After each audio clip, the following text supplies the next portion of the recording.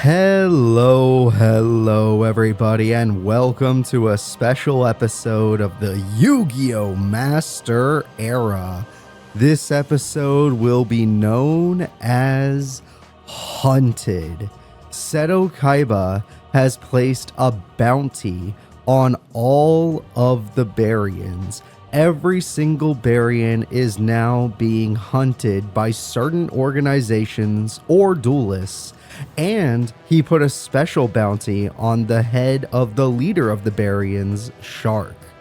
Today's episode, we are going to watch a bunch of people take on all the Barians who are sticking together to try and protect themselves, and a group of people that are against this cruel type of hunting. A lot of people out there are confused by Seto Kaiba. Why would he say this so late in the game? Why did he out the Barians this way? But many people are not interested in that. Other people are interested in why the Barians killed Yugi Muto, whether directly or indirectly. Either way, we are going to see who gets captured today, who protects the Barians. Will the Barians win themselves and save themselves? Or will an organization gain favor with Seto Kaiba? Or will a third party take the Barians away from Seto Kaiba, but also not be on their side? Who knows? There are going to be a lot of balls in the air today, and I will say the only place that matters is first. If you're not first, then it doesn't matter who got what. If a Barian wins today, we'll get the Barian ending. If a friendly character wins today, a friendly towards the Barians, we'll get the Barian ending.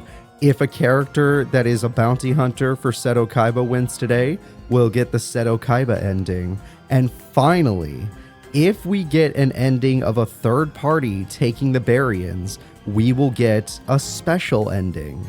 Either way, let's go ahead and begin with our tournament today. There are 3 possible endings, and I am excited to see what will happen between all of our characters. The first character we are going to be talking about is one of the Barians, Alito! A bullseye has been placed on Alito and all Barian kind. The school they attend seems to have mixed feelings on the Barians, but weirdos have come to take them all to Seto Kaiba. Alito never liked Seto since Seto Kaiba was a major factor in stopping their invasion. They lost their world, and this new one hates them. Alito is not a big fan of what is going on right now, and he has decided to stick with his fellow Barians in order to protect himself and, obviously, some of his fellow Barians he actually cares about. So, we're going to see what Mr. Battlin' Boxer can bring to the table today. The Kaiba Corp system rates him decently high, an average 2.5, which is better than 90% of duelists in the dueling world right now. So, let's see what the Battlin' Boxing Kid can do.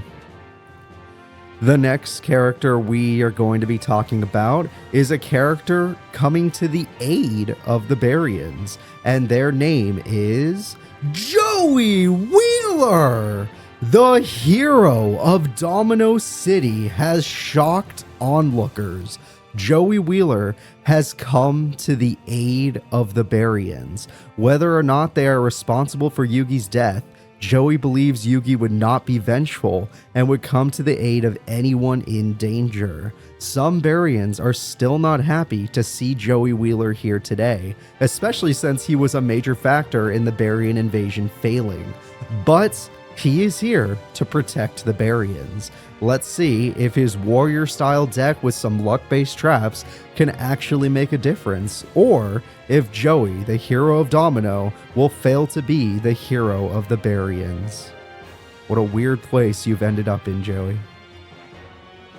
The next character we are going to be talking about is Trey! Trey has been sent to capture the Barians that killed Yugi. Trey knows there is something seriously wrong though. Before Trey left for the hunt, he could hear his father laughing hysterically. Trey believes the Barians should be placed in custody, but is confused why Seto Kaiba wants them. So apparently Trey did like Yugi Muto and did not want the Barians to go free, but at the same time, he feels like giving the Barians to Seto Kaiba rather than the proper authorities is strange. But it's not like the proper authorities in this dueling world would do anything about it. They were indirectly responsible for the death of Yugimuto according to Seto Kaiba. There's not enough evidence. So, Trey, you are actually going to be helping the bounty hunters today. Let's see how you perform with your chronomalies. The next character we are going to be talking about is Quattro. Quattro is overjoyed. He has been handed a free pass to hunt other duelists, and if he is successful, he will get a pro-level spot. This dangerous man is going to take every Barian in today and hand them personally to Kaiba. One thing feels off though. His father told him not to go overboard trying to capture the Barians. Almost as if his father wants him to fail. Either way, Quattro is going to perform his very best because he knows that Seto Kaiba's gift to the person that captures the Barians, especially to someone as young as him, would be a pro spot in the pro level tournaments. Let's see if Quattro can get this and regain his celebrity status. The next character we're going to be talking about is obviously Quinton. Quinton's work was interrupted by his father. He has been given a task to capture the newly infamous Barians. Quinton is perplexed, however. His father has already defeated Barians in a previous event, the Heartland tournament, or what was it called? I forgot the tournament name. Whatever, the Heartland tournament thing. And yet he is not joining the hunt. Oh, his father has decided to return to the lab. The father of Quinton, Trey, and Quattro is not here today. He sent his sons to capture the Barians for Seto Kaiba, but also told them to not go crazy. Don't go overboard about it. If you capture them, you capture them. It's not a big deal. But the father themselves is not here, even though they have the perfect counter deck to the Barians. It is a weird situation. They went back to the lab. What is going on? The next character we are going to be talking about is Girag. The timing of Seto's announcement could not be worse. Girag has lost his sway over Heartland Middle after his embarrassing Soul Pro experience. He has no one to call and must stick with his own kind. Girag is confused why Seto didn't divulge the information onto the world and on the world-ending being until now, though. Yes, Girag is like, wait, Seto Kaiba knew about the being that was destroying the Barian world and that most likely killed Yugi? And you didn't tell anybody until now? Why have you been waiting? We as fans have known about it, but not the rest of the world, and now they know. So Girag is sitting here wondering what they're going to do with that information, and mad that they are too late to use that information to help the Barians to recapture their world. It's already destroyed as far as they know. The next character we are going to be talking about is Yuma Tsukumo. Yuma has been heartbroken by the announcement. Seto Kaiba, a former king of games, has called for a roundup of all of Yuma's Barian classmates. Yuma always used to look up to the greatest duelists in history: Prana Taker, Seto Kaiba, Yugimuto, the D, Weevil Underwood at one point, Blair Flanagan, but that has been destroyed. Yuma has decided to stop anyone that tries to take the Barians. Yuma has sided with the Barians and is going to stop them from being captured and essentially sold off to Seto Kaiba. Let's see if he can do it with his powerful utopic deck that has gone through a change. He has leveled up in a way. The next character we are going to be talking about is Ray Shadows. Ray is beyond curious about Seto's motives. He is so curious, he is just about ready to turn himself over to Kaiba just to find out what Kaiba is up to. Rei has not integrated with human life very well and could care less about returning to the status quo. Whether or not the Barians escape, he plans on talking to Kaiba. Oh, Rei Shadows is going to talk to Seto Kaiba whether or not the Barians win or lose today. We'll see what happens with that. This guy is not a good duelist as far as the Master Era is concerned, even though in every tournament he's pulled off his boss. His boss just doesn't carry like some of the other Barian boss monsters. The next character we are going to be talking about is Sayer. Sayer has finally caught a break. Seto Kaiba has offered him a way to regain his riches and even gain influence by being a pro duelist. Sayer lost everything to those damn Dark Signers. Then the Dark Signers lost everything to the Barians. The Barians lost everything due to Seto. Now Seto will give everything back to Sayer. Yep, the cycle continues. So, Sayer is going to do his best. If he wins today, apparently he'll find a way to come back on top. The next character arriving in our series today is Dumon. Dumon is intrigued by Seto Kaiba's announcement. The words Seto used in that speech were very deliberate, and yet he left out information. Dumon saw what the being that destroyed their world could do. It does not kill its prey. Yet Seto said he witnessed Yugi being killed. Specifically those words. Something is wrong, and only one man has the answer. Dumon plans on winning this tournament today, protecting Barian kind, and bringing the fight to Seto just to find out why Seto Kaiba said these words. The being doesn't kill its targets, at least not usually. The next character we are going to be talking about is Fortuno. Fortuno has been ordered by his hobo buddy to take down the Barians. Fortuno knew that the Synchro Monster was not going to be free.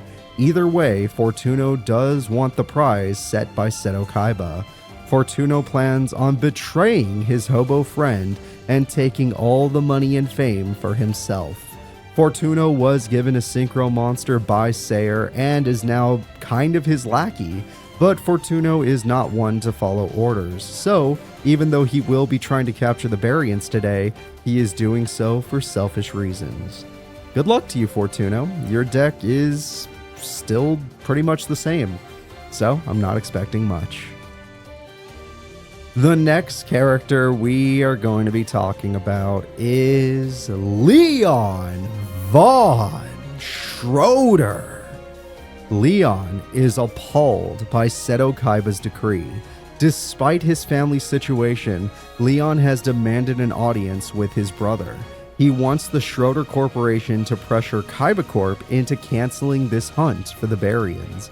In the meantime, Leon is going to stay near his friend Dumon and defend him. Leon Von Schroeder, a damn good duelist and a character that did alright in the recent Squad League tournament, is going to be protecting the Barians. He has come to the aid of Barian kind. The next character we are going to be talking about is Yako Tenma. Yako is on the hunt. His father Pegasus asked him not to get involved, but Yako finally gets to give into his crueler urges. Yako plans on taking the Barians to Seto, but then trading the Barians, I misspelled that, for something much more interesting. Apparently, Yako wishes to take control of his father's company, and Seto Kaiba can give him that if he captures the Barians. The fourth strongest duelist in the current dueling world is coming after the Barians, and with his wicked avatar, he's going to try and hostilely take over his own father's company.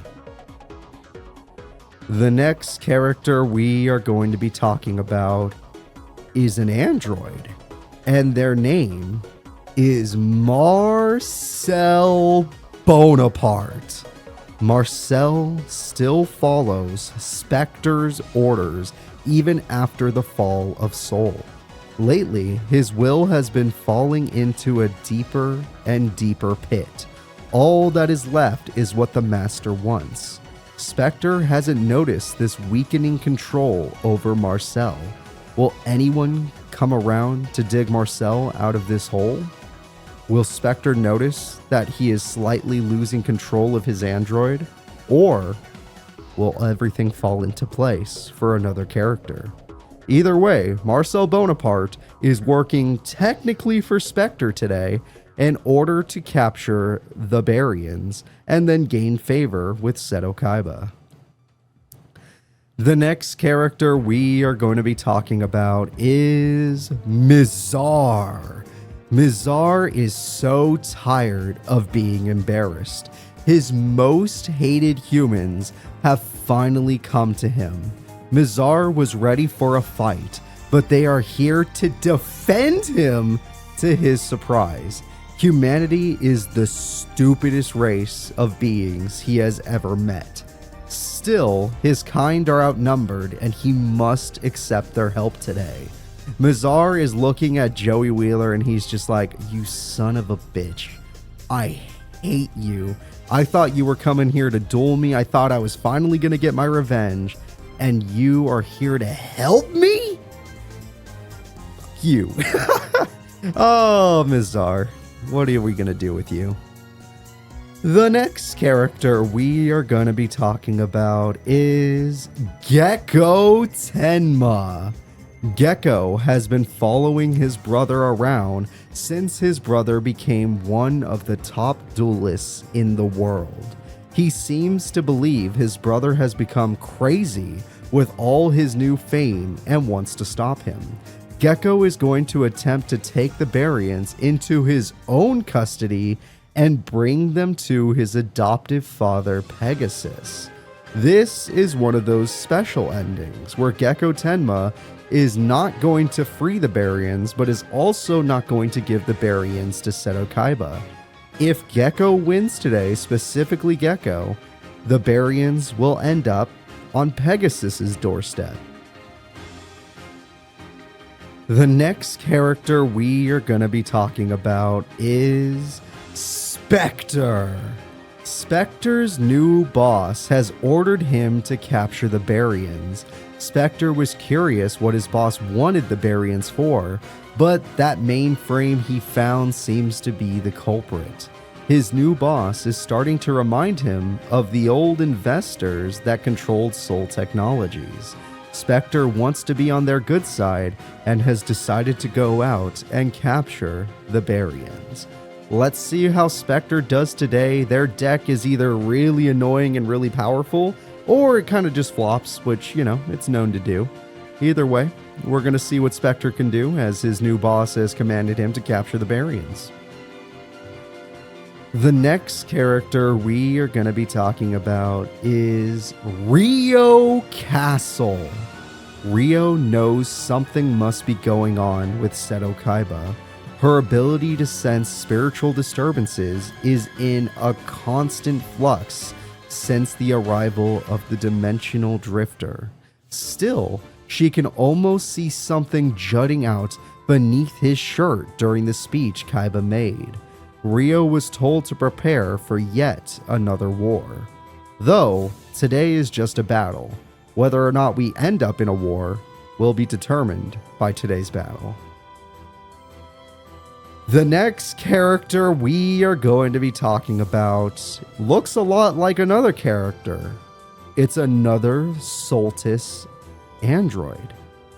And their name is Zane Truesdale.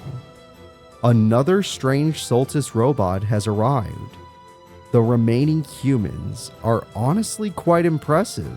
All the Solstice robots have been entering events in order to test the best of humanity. They also seem to be looking for one simple thing: a person they can experiment on to create the final piece of the plan. This robot is no different.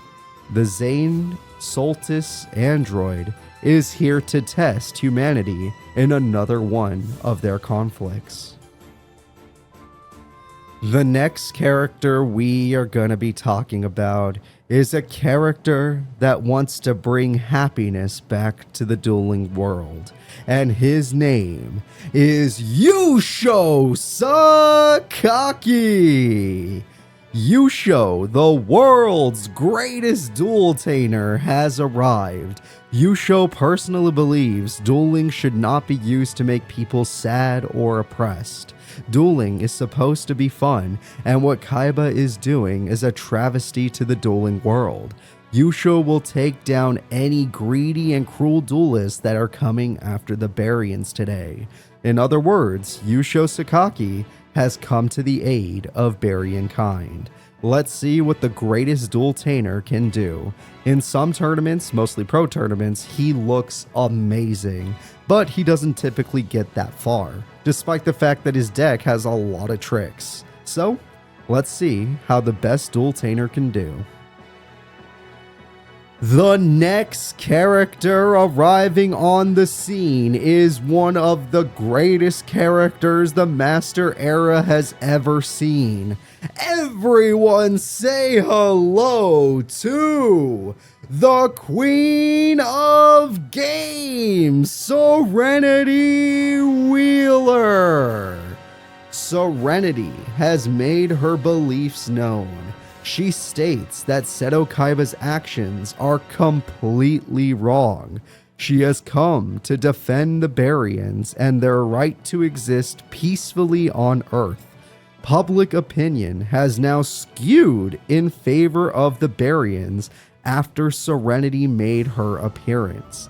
The Barians were in a mixed state where most people were afraid of them because of what they did to Yugimuto allegedly, and most people just wanted them to be captured by Seto Kaiba, a former king of games with a good record. A lot of people have positive feelings about Seto Kaiba and negative feeling towards the Barian, but the newest queen of games have come to their aid, which means maybe their beliefs are starting to change.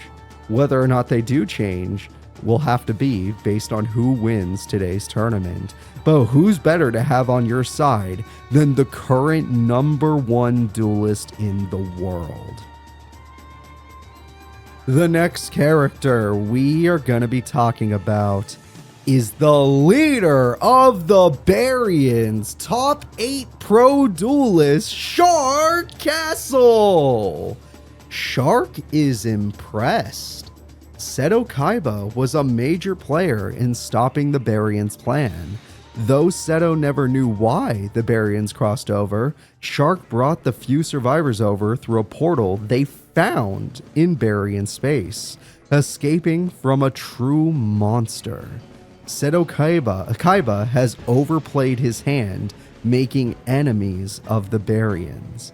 Shark Castle, the strongest Barian, top 8 in the entire world, is going to protect his kind today, and if he wins, he is going to use the publicity to probably tell the world that Seto Kaiba is wrong, and that Barians did nothing of the sort.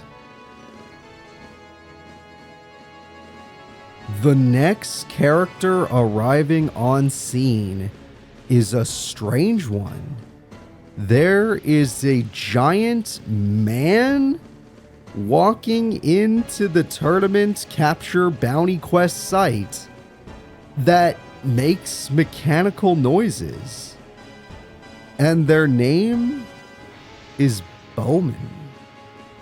A strange, large man has arrived on the scene. Kaiba Corp's computers keep trying to measure their potential, but an electrical glitch keeps getting in the way. This man acts strange with hardly any human-like movements. They seem to be interested in capturing the Barians. But to what end? This character is an anomaly. This character has no ending. Why are they here? Who are they? And what are they trying to do with the Barians?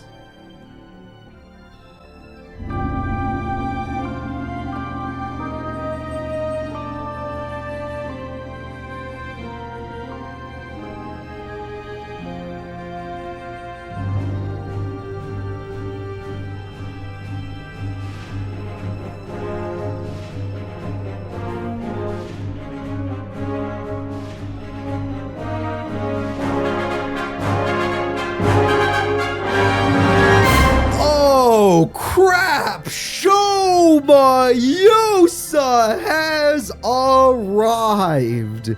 Shoma the Shadow Rider, a young boy taken by a corrupt group. During his time there, he has tried to get close to the leader, Kagemaru. Doing so has helped him realize a terrifying reality. Kagemaru is not healthy. His body seems strong and young, but there is something seriously wrong with his mind. It simply forgets. Shoma Yusa is here today, and they are working for the Shadow Riders. That is all the characters we have to talk about. The tournament will be starting soon. Will a bounty hunter collect the bounty for on the Barians and give them to Seto Kaiba? Will a third party collect the Barians for their own goal? Or will the Barians or one of the supporters of the Barians win the tournament, saving all of Barian kind from the hunt and giving them a platform to speak about Seto Kaiba's what he's been doing is pretty messed up. Either way, we're going to start our tournament real soon. I hope you guys are ready. Vote for your favorite character, and let's see who wins.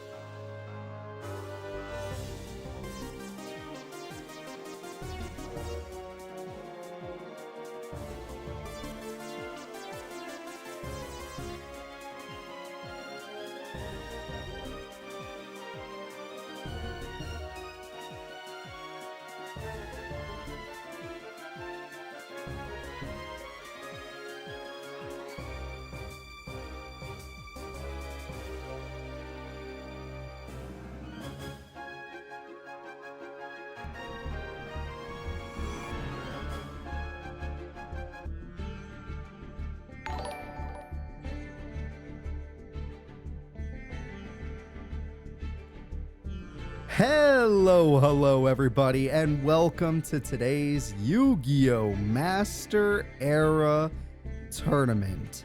It's your buddy Cooper here. I am so sorry that I've been sick for a while. You're still gonna see some of that sickness today, but I am back and better than ever.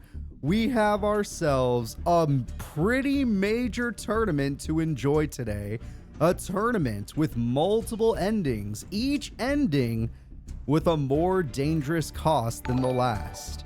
Of course, there is still ways to get a positive ending, there's still ways to get a weird ending, and there's still ways to get a negative ending. And whatever that is based on your own personal opinion. Someone's negative ending could be someone else's positive ending. But the first duel of today's tournament will be Sayer versus Spectre. These two duelists are dueling for their own reasons. Spectre and Sayer. Spectre for his boss, Sayer for his own popularity and pro level spot. So let's go ahead and let's get into this. I will say that is incorrect, Bernog. It's understandable why you would think that, but not all of that is correct, what you just put there. So let's go ahead and let's start the tournament. I hope you guys are all ready. I haven't done this in a while, so bear with me. I might make some mistakes, but I'll do my very best to just have a good time with you all. All right, looks like Sayer is ready to duel. It looks like Spectre is ready to duel. And let us see what will happen. Psychic Hobo versus Spectre. A guy who uses a plant deck that uses a lot of healing. Alright, so looking at this, we got ourselves the Yo-Yo Kid. And the Yo-Yo Kid is going to do his very best against the opponent. But he already has his field spell. Good start from Spectre. And with that, he gets draw power, he gets a special summon, and he wrecks the opponent. But trap card activates. Looks like you're going to have to get wrecked yourself. Both characters heal right there. Turns out Spectre has better healing though. Nice try though. Alright, so let's see what happens. Now we're going to go ahead and have a set. Now we're going to go ahead and have another set. And let's see what you got. Oh, he got his continuous spell card. It's so good. With the continuous spell card, he's going to be able to do a billion effects at once. Skillender doesn't mean a damn thing, especially when it can't even stay on the field. And it looks like, oh, we got a major synchro summon. Sayer is in a lot of trouble. He's got to take on the enemy boss monster. The enemy boss monster even gets you a trap card. We're going to do even more healing, and that pops the face down, and that goes in for 2,700 damage. All right. No, the only thing that matters is who gets first. If a bounty hunter / third party gets first, everyone is captured. If a positive character gets first, everyone is safe. Only first matters today. Third place will be more for future rankings, if anything. We have a lot of endings, so yes. Alright, so let's see what we get now. You need a special summon. Nope, Psychokinesis doesn't mean a damn thing. Psychokinesis is worthless. Sayer is getting overrun by his opponent. Sure, you could pop the opponent's field, but after that, what are you gonna do? This man's hand is bigger than your entire history on the channel. Alright, let's see. I did not see that. Spectre is definitely winning this first duel. I have no clue how Sayer comes back. Sayer has like one turn left, and I don't know what he's going to do with it. He could try the emergency teleport strat, but it's not going to work. Even with the teleporter guy, there are 2 face-down traps on the field. It doesn't feel like the situation where you can come back. Okay, here we go. We got ourselves Hyper Psychic Blaster. At least that card can be used for healing. But then again, the opponent is better at healing. Oh my god, Spectre. This is just wrong. Spectre is outright bullying Sayer, which makes sense. Spectre was rated 3 stars by Kaiba Corp's computers. Sayer was not rated that high. It wasn't rated low either, though. Alright, let's see what we got. We got one of those. That monster has the ability to become a tuner monster. And by becoming a tuner, he might be able to find a way to defeat the opponent. I'm still trying to figure out what he's doing. Spectre is just having... Oh, he put it... That's it. That's it. By forcing his opponent into attack mode, he won the fight. That's all he had to do. That is it. The Circle of the Fairies has plenty of attack points. He's going in for game. Magic Cylinder will try to stop it. And it will. Sayer's not leaving. Mark of the Rose makes no sense after the fact. He should have done that earlier. Though I guess it does confirm you're going to win next. Unless he gets Harpies right now, you're going to win. That's not Harpies. Therefore, the duel is over. We have ourselves another Synchro Summon. Unless you could do 10,800 damage right now. That's going to be a G freaking G. That is cruel. The fact that you had 2 of those, that is completely cruel. Alright, Saihamuth has banished the opponent, but Psychic Blaster is going to be on the wrong side of the field. Yeah, Sayer was not even close to doing any damage because the opponent had double draining shield, along with all the perfect spells and traps, which That's what Spectre is known for. Spectre is now going to summon the monster. They're all going to go in for damage. All he has to do is say, I attack. And yet he plans on just playing a billion cards because he's making fun of his opponent right now. And that is going to be it. Game number 1 goes to Spectre. Truly, he was bullying his opponent. All right, and there we go. Yeah, I am still recovering from a sickness that keeps making me cough all the time. I'm holding it back right now with medicine, but I don't know how long it's going to last, which is why there are less videos on the channel right now. The videos on the channel are typically videos I made weeks ago, which was when I got sick, but still, it's videos I made weeks ago. So I can't really make any new stuff, which is kind of a bummer. That is funny. Old Vindictive did a lot for him in that one tournament. I'm glad you are. Digimon World 3 is one of my favorite. It might be my favorite Digimon game. It's tough. It is a very close call. Alright. There's so many good ones, but that one is insane. Alright, well, we got Teleporter already, and this time the opponent didn't start with a field spell and a bunch of face-up spells. Is that a triple synchro summon into Hyper Psychic Blaster? And with it, the cherries will become 2 cherries now. All right, here we go. Let's hope we get another synchro coming. You need a tuner monster. I'm going to hope that's a tuner monster. We got ourselves a tuner monster. Let's see if we can get another Hyper Psychic Blaster in order to destroy. Yeah, let's do it. Let's get some piercing. All right, Hyper Psychic Blaster is known for doing piercing damage, which means the opponent doesn't have a chance. All right, Marjoram is here, but the healing might matter. Wow, is Sayer trying to out-heal? Sayer wins! What? Sayer had such a strong start in that duel. What an incredible duel for Sayer. And now we're going to game 3. Not only did Spectre not get all of his stuff to heal himself, but Sayer just popped off so quickly he didn't have time to. That was extremely fast from the Psychic Duelist. Usually it takes him longer to get going.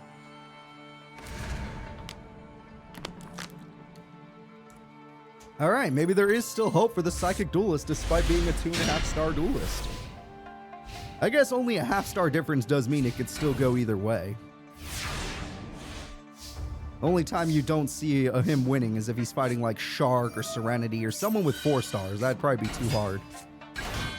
Well, we're going to start the duel with a Synchro Summon. That makes about all the sense. Saihamuth is quite good. And yeah, now we got a Wizard. Wizard's going to banish a card. Cherries once again save the day. Spectre is not going anywhere. Granted, he still did not get a field spell.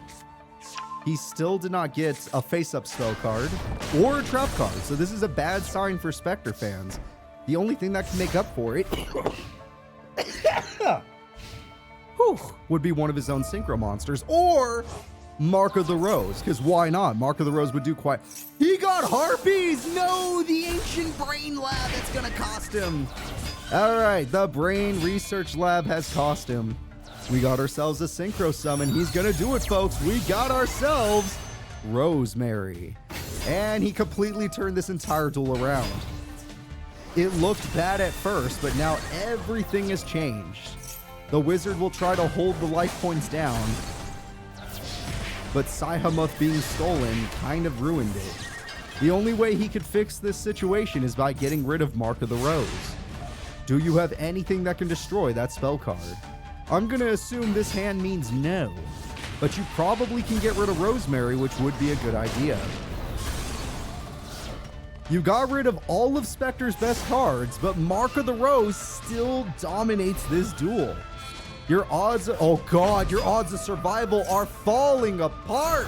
He just gained too many attack points. Do you have enough to use your effect? Just enough to use your effect to survive the turn. You have 1 turn left, Sayer, in game 3. This is all you got. What will you do with your final turn? He got pot!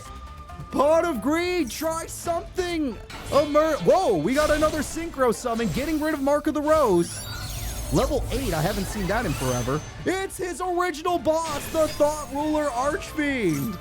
Emergency Teleport comes through. We got a big Synchro Summon, level 11. It's Psychic and Punisher.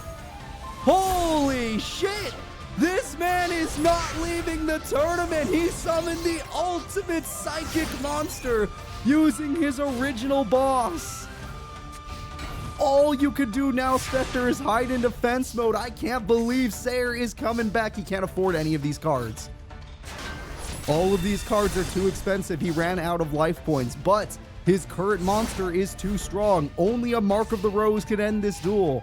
Although I don't know. Oh, I drew Mark of the Rose! Are you kidding me?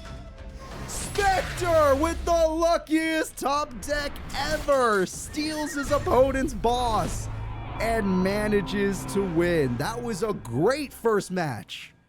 Honestly, hype as hell. All right. The first match has ended. And the winner is Spectre. Sayer did incredibly well. Despite looking like it was all over, he still found a way back in the duel using his strongest card. And the only reason he lost was by being the unluckiest man in the world. So, Spectre shall move forward. The next duel will be Fortuno versus Bowman. That might not even be how to pronounce that name, but I'm saying it that way. Fortuno versus Bowman. Yep, the hobo is gone, I'm sorry to say. He was pretty good though. No matter what, Sayer gives us good duels. That's why he was the leader of an organization back in the day. He's damn good. Again, I apologize. I can't stop it. All right, Fortuno is here. He has his boss for once. Not like he'll do much in this situation. Monster Gate gets Thunderhand. Monster Reborn revives the monster. And that's a lot. That is a lot. However, you're taking on the wrong kid. This guy has gotten a lot stronger. Fortuno got a buff thanks to his psychic hobo friend. And now he's going to use that buff to defeat the opponent. Obviously, that Guardian of Order might still be a problem, but still, it should be fine. All right, 3,100 and some more birds. So now you'll never defeat him. He's at 3 counters and he cannot be stopped. You're damn right you're going in defense mode. There's nothing you could do. Oh, he's gonna burn you again. It's time to reason. Level 8. I don't even think he runs a level. It's the old Vindictive. He can use it for his boss. He summons Magical Marionette. And with his Marionette, he's gonna put you in the ground. Harpies, I don't even think would work. You can't stop Fortuno when he's cooking this hard. There is no card in the game that can stop this. Reasoning is all luck-based. Oh, that would have been good earlier when you had all the monster cards. I mean, that helps you, but you put it in defense mode, so it's not that great. It wouldn't have been strong enough anyway. All right, you beat his boss monster, but to what end? The other card has the equip spell. Petey, the Dark Clown. Why not? It could be Calculator. And we're going to get even stronger. With each attack, things get more and more dangerous. How will the weird Bowman do? Okay, the Thunder Seahorse gets you some new cards. No, you just wanted more Seahorse. Okay, you know, to each their own. Not much you can do when your opponent has this handy-dandy equip spell. Honestly, I don't know where Sayer got it, but giving it to Fortuno made him a lot different. Shadow Priestess can win this duel. Yeah. Yeah, that's it. That's it, boys. That is it. The Thunderhand tries to save... Oh, no! No! It's not enough burn! It's not enough burn anymore! Wait, Thunder Seahorse, stop! This duel should have been over. The Thunder Hand is here. The calculator rises to the occasion, but Shadow Priestess being alive is a problem. The Shadow Priestess is a game-winning card with its burr. It's over. Monster Reborn, it's over. He wants the opponent's Guardian. That is a hell of a top deck. Despite your comeback possibility, the calculator falls. The Thunder Hand falls. And now you have nothing. All of that effort, and look at where you've ended up. Your final play is a set. That is enough for me to say it's over. With that burn right there, yeah, it's over. 16 counters. Thunder Hand is dead. Oh, we got one in the hand, though, so it's not over yet. Jesus Christ. Shadow Priestess tries to put you down. Literally, 100 attack points is the only reason you can't stop Fortuno right now. Reasoning! It's all luck-based at this point. What level will it be? It's level 8! Rui Okami! Holy shit, that thing is huge! Is Bowman coming back? Wait a minute. Wait just a minute. Shadow Priestess at best can do a little bit of burn, but not enough to win the duel. It is so close to a victory. But Bowman, despite how it looked, he even summons his boss monster, the ultimate creature, the creator. And with it, he gets back a basic Blue Eyes and wins the duel. At the end of the day, no matter what anyone says, Fortuno had that duel, and it didn't matter. Bowman found a way out of it. Great job for his first appearance, but that was only game 1. Game 2, he might not get so lucky or make such a good play.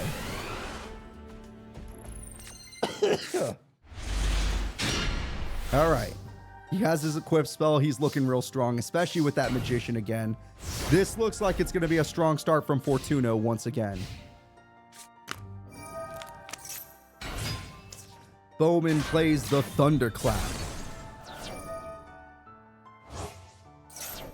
And Petey the Dark Clown will continue to be just that, Petey. Alright, so you could just go with Rapid Fire once again. Rapid Fire is a damn good card. And it will get strong enough thanks to the equip spell. Yeah, it gets way too many attack points from that equip spell. But Thunderclap Monk does have the ability to special summon Thunder Monsters from the Creator! Thunder Monsters from the hand, and he gets his boss again! The Creator returns. Granted, there's not much in the grave right now, especially if you use that card. But this should do fine. I don't know why you played it in defense. Why did you play it in defense mode exactly?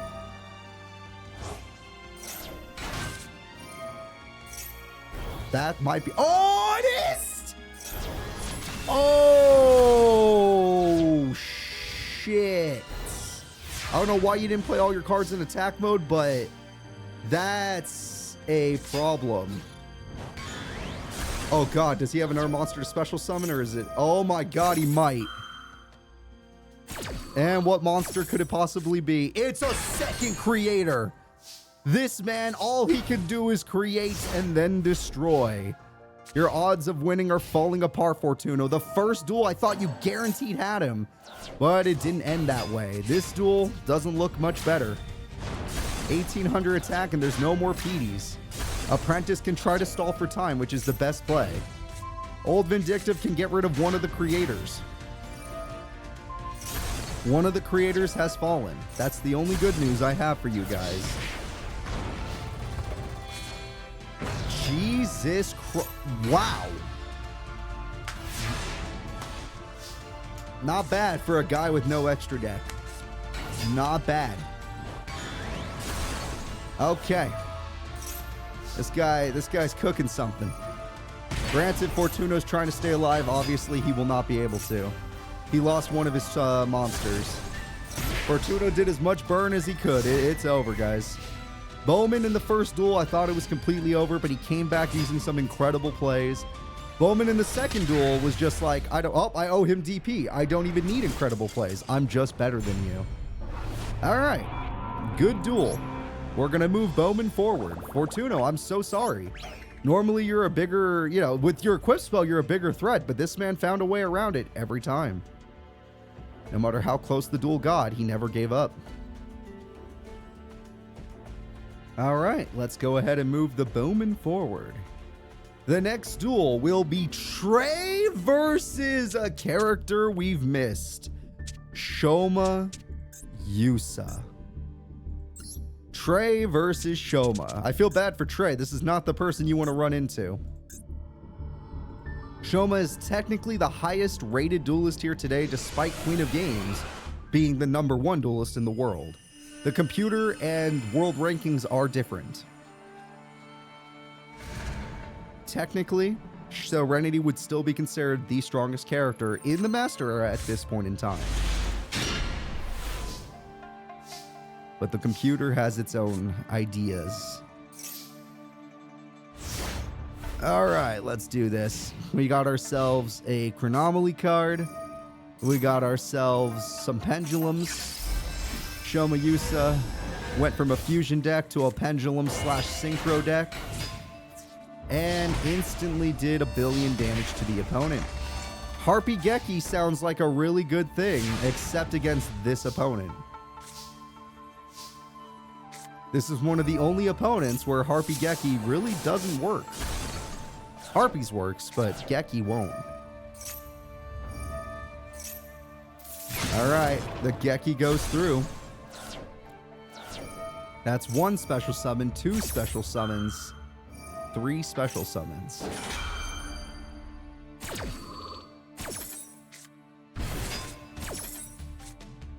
Yeah, that looks pretty good. That looks difficult. You could beat that monster, but guess what? Oh yeah, you already used its effect. Fair enough. Yeah, you have a decent amount of attack. I'll give you that. But your opponent just needs a tuner monster. Shoma Yusa did not draw a tuner monster. There is hope for... Oh, that's... You didn't even just use it. You waited until they attacked? That's mean. That means that you have your monsters as long as you want them. And with this spell card, you're buff, but like I said, he has got time. Monster Reborn could be good, especially if your opponent had a level 5 in the grave. Does that card happen to be level 5? That's a level 5 we're exceeding, and it's not going back to the grave. That's Machu-Mech. The Machu-Mech has risen, and with its effect, it does a little burn while gaining attack points. The spell card is gone. Not bad. You gotta give it to Trey. He's putting up a hell of a fight.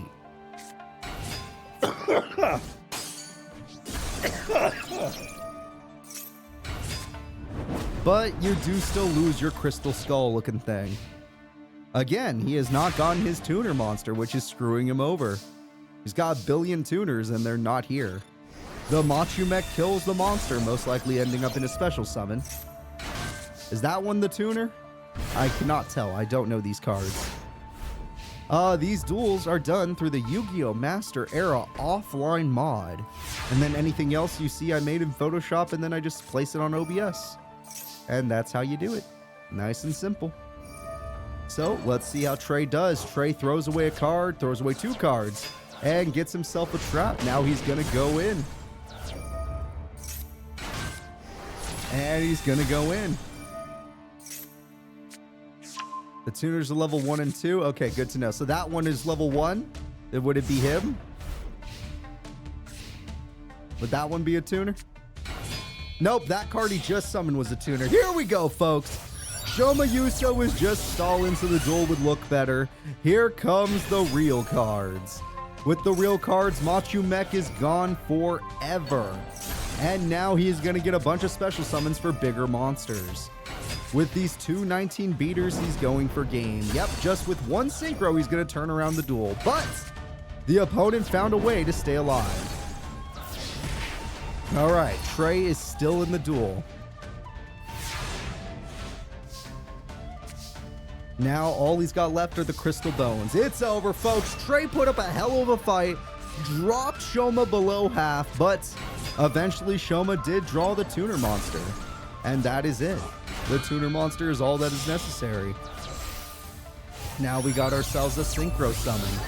And it's going to be another Boxia. Why not? Everyone loves Boxia. Busted effect. Thank you for subbing, Linolata. Linolata? Maybe I got that name wrong. Either way, I appreciate it. Let's go ahead and let's get into game 2. Game 1 goes to Shoma Yusa. Based on the computer's assessment, Shoma has the strongest deck here today. But we'll see if that's actually true.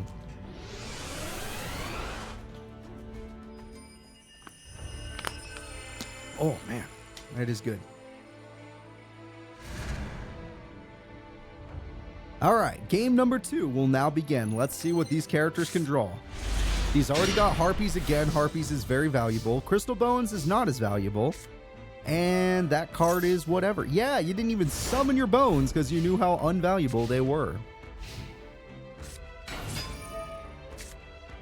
He throws away 2 cards, and that guarantees a synchro summon. We're going to see a big old synchro. This looks like it's going to be Yazi, the evil. Monster Reborn is trying to end this duel early. This is going to be sad. Yazi gets rid of the card. Oh, you don't even get to keep your equip spell.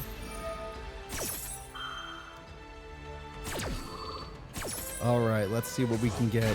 Game 1, Fire Lord was insanely good. Sayer versus Spectre was a really close match. Game 2 was really good as well. The first duel was insanely close. The second duel, a little more one-sided. This is Game 3. You have not missed much. And that's it. Shoma is done. Shoma is summoning his boss monster. It's Xiao Feng. Xiao Feng with 2800 attack and a little buddy are going to end this duel. And I do mean end it. I don't see them winning this. Harpies is nice, I guess, but how do you beat Xiao Feng? Harpies will be used. Crystal Bones do nothing.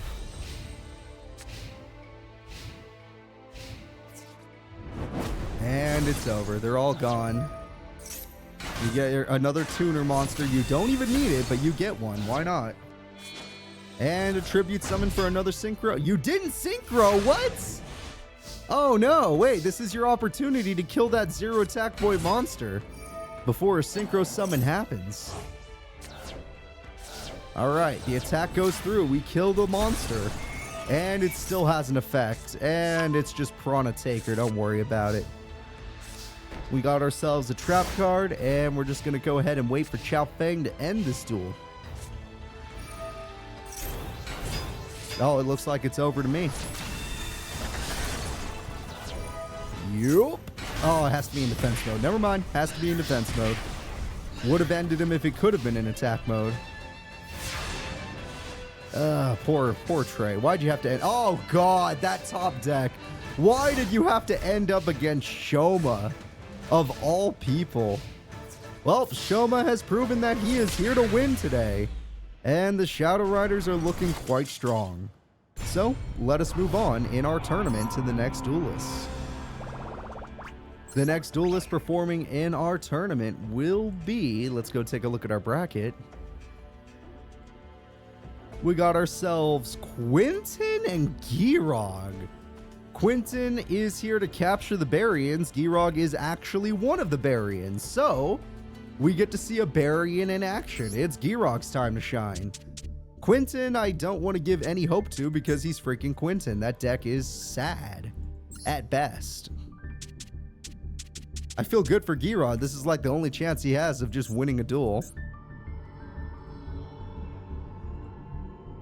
Like, the only people I think that are worse than Quinton would be... God, I don't even know if I could think of someone worse, if I'm being honest. Maybe Ray? Mr. Ray Shadow Legends himself? I got the face on the wrong side. Whoops. Apologies.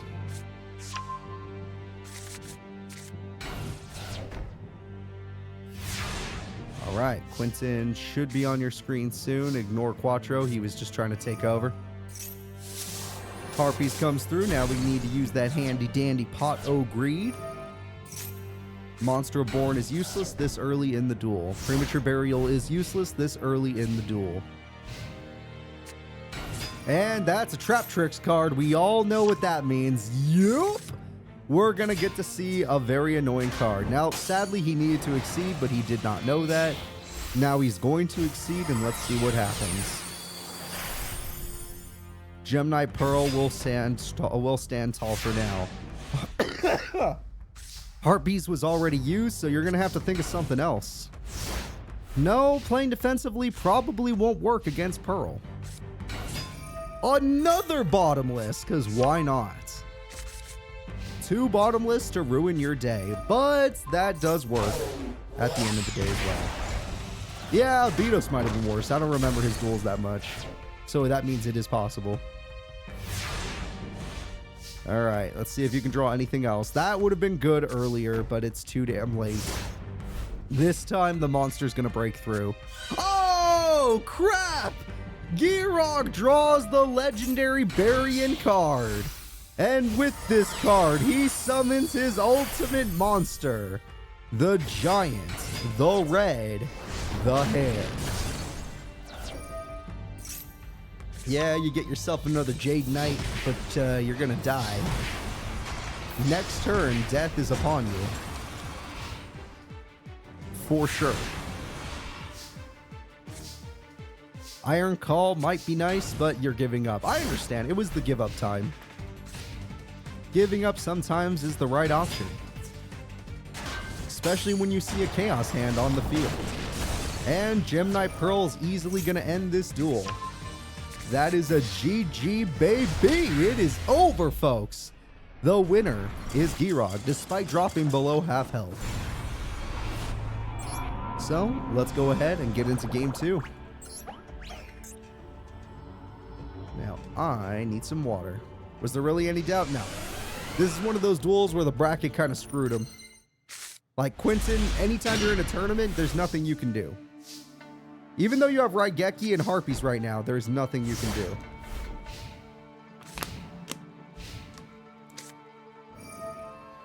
That is sad that you just lost your level 9 monster. 1400 damage. Harpy Geki is about to be used, most likely. Draw a level 4 monster. Oh, he did. That's funny. Raigeki gets used. Harpies gets used. Yep, as expected. And finally, let's do an equip spell. Why not? At this point, you're going to lose anyway. We got ourselves the Gravity Blaster. 1400 damage comes through. My prediction, you'll summon Fire Hand or Trap Tricks.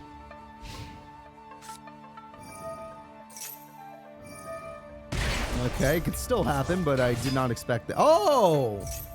You only have spell cards. I apologize. I didn't know that about you. Okay then, all of your cards were spells. I was incorrect. And Gemini Pearl is here to end the duel with 2600 damage.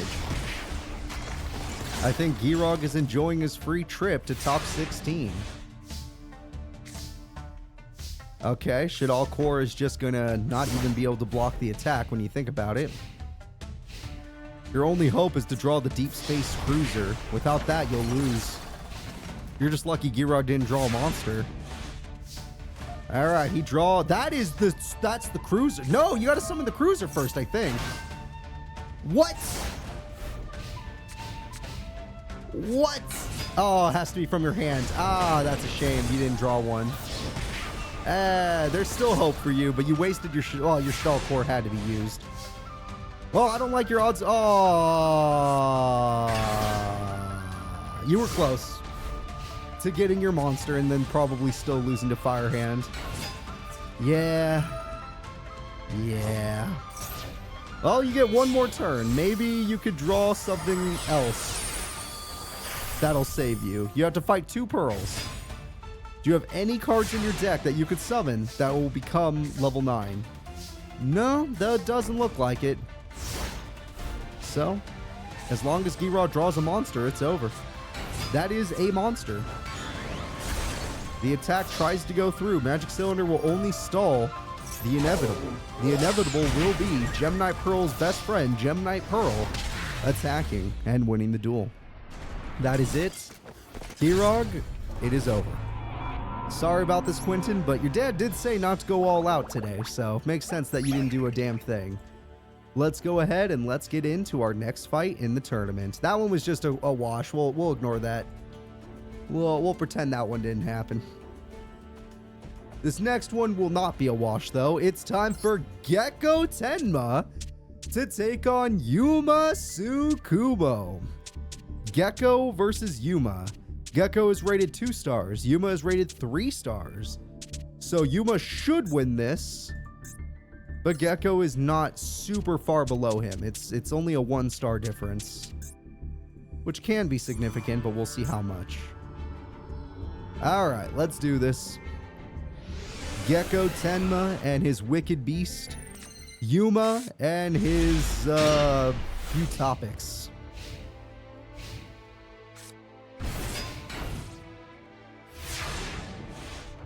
Yeah, Yuma is defending the Barians today. Rhoda comes through. Yuma has a very strong hand in my opinion. Raigeki just seems like bullying. But sure. Oh, yeah, okay, well, at least he saved himself. It was bullying, but Dandelion will save him. And Gagaga Magician's gonna team up with Zubaba General Guy. And together, they will create an Exceed monster. Hey, Utopia double. And now you get yourself a double or nothing. And it's going to evolve into its perfect form. Utopia Beyond. And with this form, nobody will survive. Good luck. Alright, Gekko, how do you beat? Yeah, that's right, you don't beat it. You hide in defense mode because you're gonna die. Goblinberg is here. Goblinberg gets another monster. We're going to level 4. Rank 4, we get another Utopia double because we're greedy. And now we're going to do their effect again, and this time result in...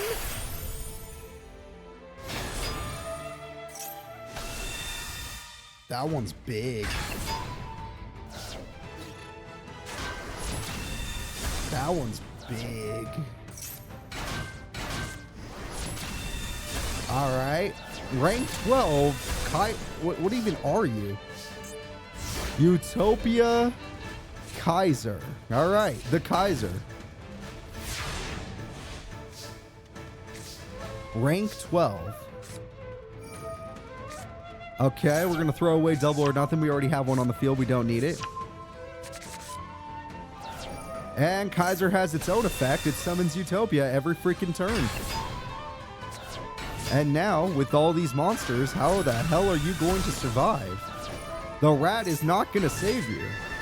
The pyramid turtle is not going to save you. I mean, it bought you turns, but how do you win?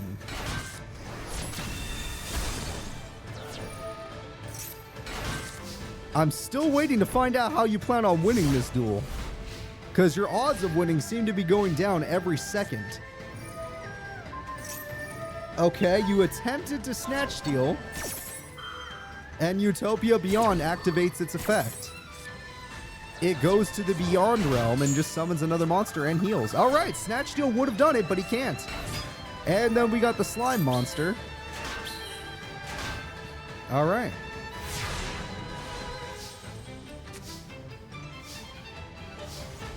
At least that Utopia double's just kind of stuck there. Meta Reflex Slime, yeah, that'll do it. 5,000 attack, double cost on is dead. Dead. Dead. 2,000 damage. Yuma is doing a very good job here. Gekko literally just wants to help out his family, his adopted father. And Yuma's beating him up. Call of the Haunted comes through for Kaiser because it can get stronger with each attack. Meta Reflex Line comes through in order to summon the Egyptian god. It's a Wicked Dreadroot! Oh my god! The ultimate monster! Half or nothing! Wicked Dreadroot stands tall! How will you overcome this monster? You can defeat that, but it'll only make you weaker by doing so. It takes away your attack points. Wicked Dreadroot also took away your attack points. You are falling apart. Even your rank 12 Kaiser can't beat this beast. There we go. He's going to slowly get rid of all the Utopia cards. There are many. He's going for another Exceed, but what will it be? What can defeat the Wicked Dreadroot? What card is strong enough? Cowboy tries to win by burn, I guess. You know what? It's a good attempt. It's a good attempt to try and win by burn. Whew. Painful. But it's not over yet. Giant Rat holds the field. Supply Squad gets more monsters. You have to kill the Cowboy, as your life points cannot stand much longer. Gekko has triple Supply Squad. He wants his monsters to die. He didn't attack the Cowboy, which is upsetting me. Gekko is finding a way out of this, I'll give you that, but by not killing the Cowboy, he put himself in a problematic situation. And his opponent is going to exceed again. This time into base Utopia, just because that Utopia can negate attacks. Premature Burial comes through, and Cowboy's in attack mode. Did you just not do your burn effect? What if he just chooses not to summon a monster after the rat? I guess you win. Oh god, he's an idiot. Okay, yeah, you win if your enemy's an idiot, but how could you have possibly known he'd be an idiot? Oh my god, is he an idiot? Okay, that did do more than 800. I grant you that.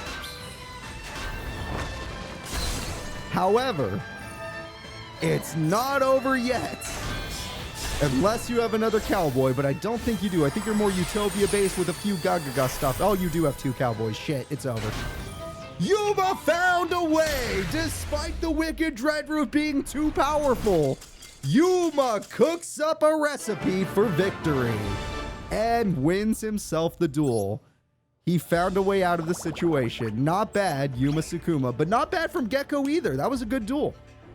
We're going to be going into game 2. Both characters have counters to each other, but hopefully Gekko will find a way this duel.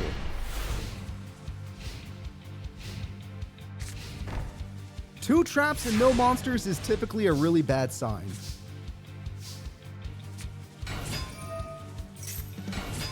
Alright, we got ourselves an Exceed very early on.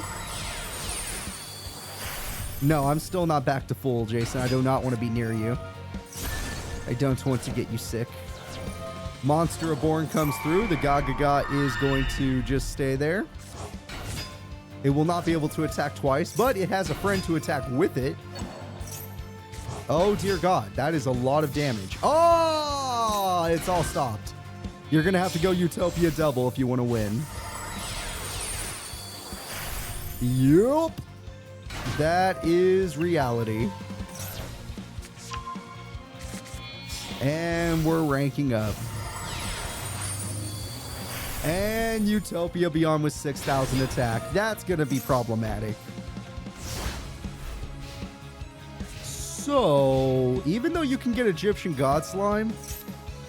Oh, you're going to get him to... Oh, he didn't banish himself. Oh!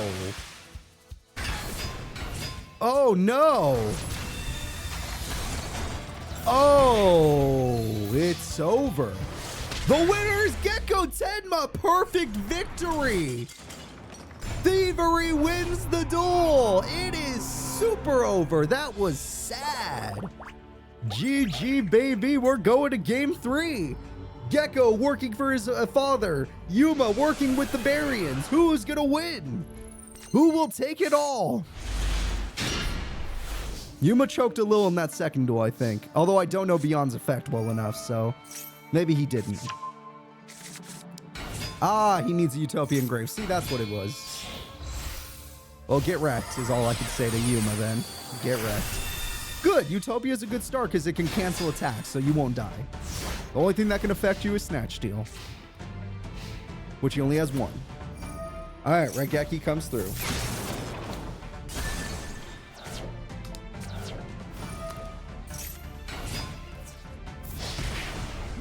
Double Cost Arm comes through with 1700 and double Trap Card.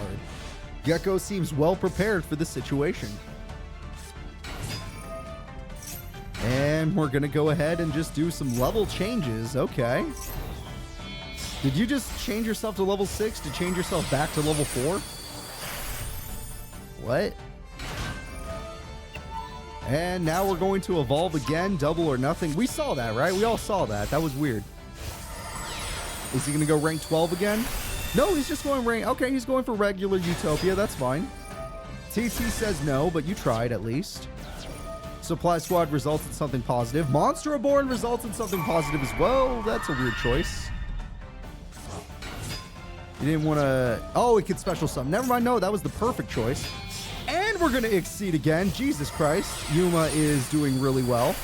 He's got Gonka Magician that can bring back Utopia. That's so much damage. That's 4,500 damage. Holy crap, that's amazing. You know what, Gekko? Game 3 does not look good for you. Game 3 is looking really, really bad. Another Supply Squad won't save you. A set monster will not save you. There are too many cards here. Without the slime, how is he going to win? His father gave him that slime. All right, with this, we got another Exceed summon off. He's level 6 again just to become level... Oh, wait, that time did he become level 4 or did he turn the other guy level 6? Oh, they're both level 6. We have Utopia Beyond naturally. And Pyramid Turtle will try to stall for time at best. You can just go for 3 Pyramid Turtles. It would make sense. Yeah, Slime is not exactly going to beat that. He's going to need something like Wicked Dreadroot again. That would be his best odds. But he needs one more monster to make that a possibility. Doing that on main phase 2 seems weird, but at the same time, it's too late for me to care. So, this is it, Gekko. This is most likely your last turn. Make it count. Harpies, probably a good play. Anything else? Monster Reborn? Desperate, but whatever. You're stealing double of all people? Hiding in defense mode, I see. Premature Bear? Oh, you're actually about to die, and you're literally just hiding. He's about to die. You could tell because he played everything he could in defense mode. He doesn't have his boss. If he did, he would have went for it. Utopia Double is dead. He is just trying to buy himself one more turn. He did not draw Dreadroot. Pyramid Turtle will do just that. It will buy him one more turn. But with this last turn, you have nothing. On this last turn, you have absolutely nothing in game 3. You finally use your trap. It was a monster. What the fuck? It's over. That was the AI showing us they are surrendering. The AI has decided to surrender, everybody. That was disgusting and terrible. GG, Yuma Tsukumo is the winner. That is one third-party ending gone. He almost did it, though. Gekko showed us he could have done it. But, yeah, he threw. Either way, let's move on.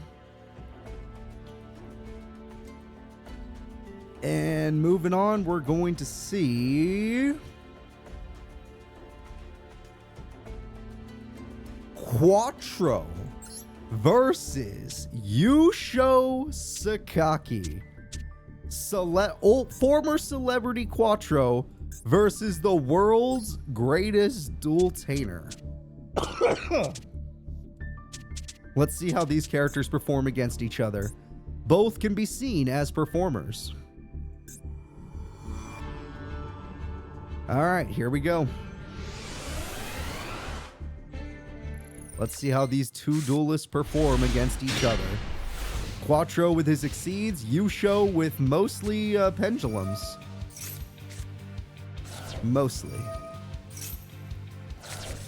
Yusho is helping the Barians, Quattro is helping himself, which means Kaiba ending. He will turn in the Barians to Kaiba. Alright, that's a very strong start from Yusho. Stealing that monster seems very unnecessary. Although I guess preventing it from going into your opponent's graveyard does have its use. But he'll probably just kill it anyway. The parakeets have died, which means they're going to summon his boss monster, the Sky Magician. The Sky Magician goes in for 900 damage and 1,000 damage from the level 8 monster. It's going to be harder to make his boss now that he stole that level 8 monster. And you know what? You even get to keep it, so never mind, you had a good play. You knew Quattro needed that in the grave. So you stopped it from happening. And now you're going in. That is a lot of damage. Okay, Quattro, I know you're in a little bit of trouble, but you gotta have some comeback play. Okay, there we go. We got ourselves a card. No! No! It looks like it's over, folks. I think our dual-tainer's about to end this match. Magic Cylinder. Oh, we do have an Exceed, but it's coming from Yusho instead of Quattro, and it's the Trapeze Magician. Alright, Mr. Magic himself destroys him. And we got plenty of damage to win the duel.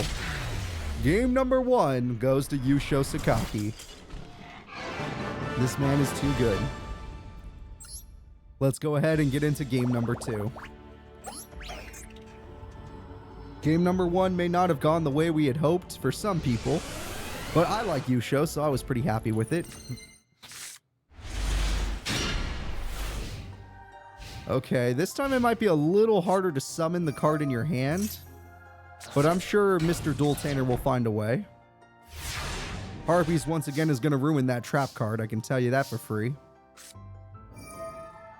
Magician's Right Hand is also pretty handy. Power Wall gets ruined, it always does. We get to summon this level 4 guy who gets you a level 7 looking guy. And we destroy a sad level 1 monster. Alright. Not looking good for Quattro fans, but there shouldn't be any at this point. That is it. Okay, Quattro has exceeded. And with it, he gets Gimmick Puppet of Strings. That one the AI seems to summon the most often. Makes sense, it's a 3k beater. But let's see if Mr. Dual-Tainer's got something up his sleeve. Mr. Dual-Tainer is going to set up the scales.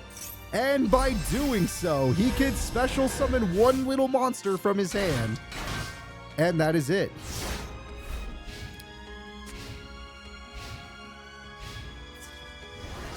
Destroying that means nothing if he could keep doing the scale thing. Although I don't know if the parakeets can keep doing that. They can, so that's an invincible monster now. Pendulum Summon means that card will just keep coming back no matter what the situation. Sky Magician isn't strong enough to beat Strings. It needs a lot of continuous spells to make it work. Once again, the enemy AI attacks the wrong card in my opinion. Another Parakeet if you feel like using it. Alright, looks like he's just going to set it and summon it face up attack defense mode. Quattro waiting for a monster or rank up magic. And we'll continue to wait. Yeah, I know, he doesn't like... Well, actually, no, he's used the Strings effect many times in the past. Just doesn't feel like it right now. Oh, there goes a continuous spell you could have used. Yusho is building a wall. Yeah. I don't even think he needs it. If his opponent's going to keep attacking the same card. Does that card say you have to attack it? Like, why is he doing that? You should be attacking the monsters that'll actually die forever.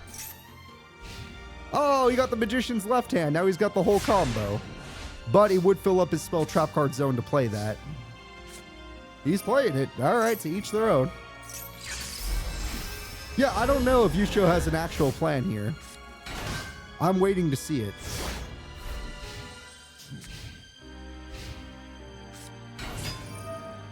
Well, at least he summoned another monster. There's some hope there.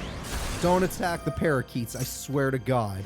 Okay, at least he attacked a monster that wasn't a pendulum, which cost Yusho 1,000 life points. There is good news. Thank God for that. Granted, the parakeets are hungry for battle now. And with their hunger, they can now summon the boss monster, Sky Magician. Sad. Oh, you did not choose Sky Magician. Oh. Oh, that little dude is good. Yeah, no, that Paratrio turning into that dude, that was a good play. I didn't know they did. I didn't know little dude could do that. Yeah, you're gonna die. Why would you attack that card? Yeah, I didn't expect that either. Oh, dear God, why would you attack that card? You just gave this man so much power. I don't think it matters at this point. I think it's over, folks. He can't play Raigeki, but it's still over. He's even going to exceed summon to guarantee it. It's the Trapeze Magician. And he can Pendulum Summon, though this would just be for fun at this point. The Paratrio returns. Alright, the Paratrio dies on purpose. Not only does that give him draw power, but the greatest dual-tainer in the world is going to summon the final Sky Magician. All Sky Magicians are on the field. Get out of here. He had a hand trap to save his life. That actually saved his life. He bought one turn. Oh, he can attack twice? That's quite impressive. He can buy even more turns. Wait. Quattro's not done yet. There might be hope. Quattro, what will you do? Shit. Is that card still invincible in defense mode? I think it is. He's fine, right? All right, we got rid of the baby carriage. We'll get rid of that card too.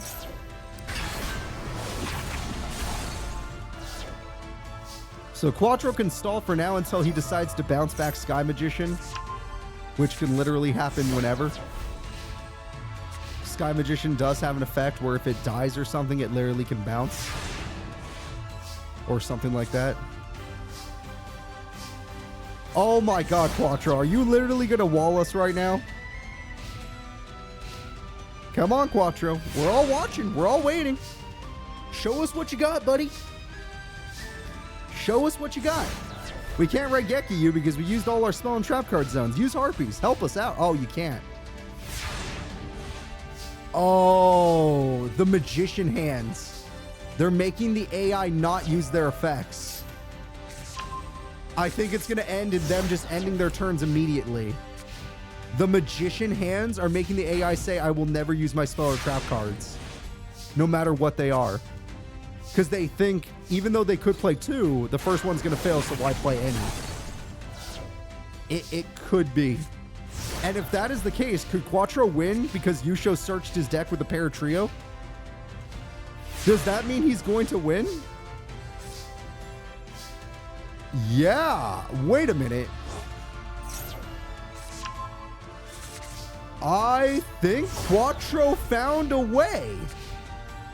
Only 9 cards remain. Unless, Mr. Greatest Dual-Tainer in the world, you want to show the class something? Because it turns out you're the one in danger and Quattro played this correctly? Hey, if it wins it, look, Quattro has never hated being the heel. If he has to be the heel, he'll do it. Honestly, it's all up to you. This is your fight to lose. Yusho, figure something out. Draw a card that no one's seen before. 5 traps. The Infinite Tsukiyomi. The restage. Oh my god, it's over. It is super over.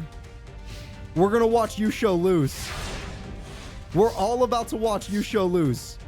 Despite everything, I think I have to say Quattro won game 2. Oh no, don't make me say it. Oh good, mess things up. Wait, is he going to go for Leo? He's going for the boss monster. It's Gimmick Puppet Leo. Can't do any battle damage.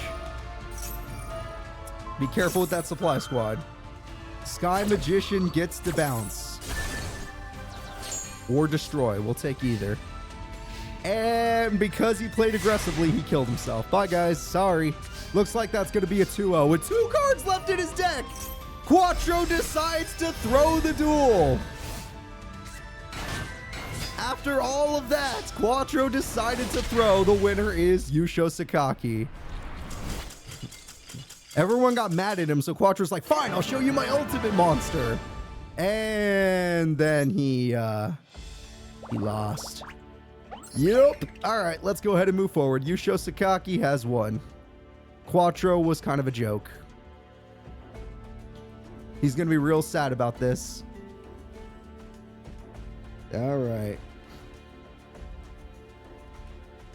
The next fight will be Yako Tenma, ranked 4th in the entire world, versus Marcel Bonaparte.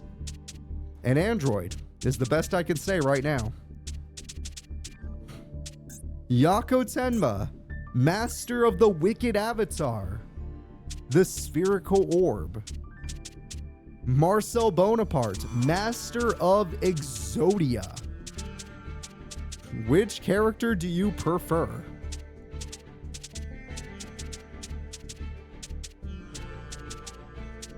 Oh, there he is. Found him. We're good to go.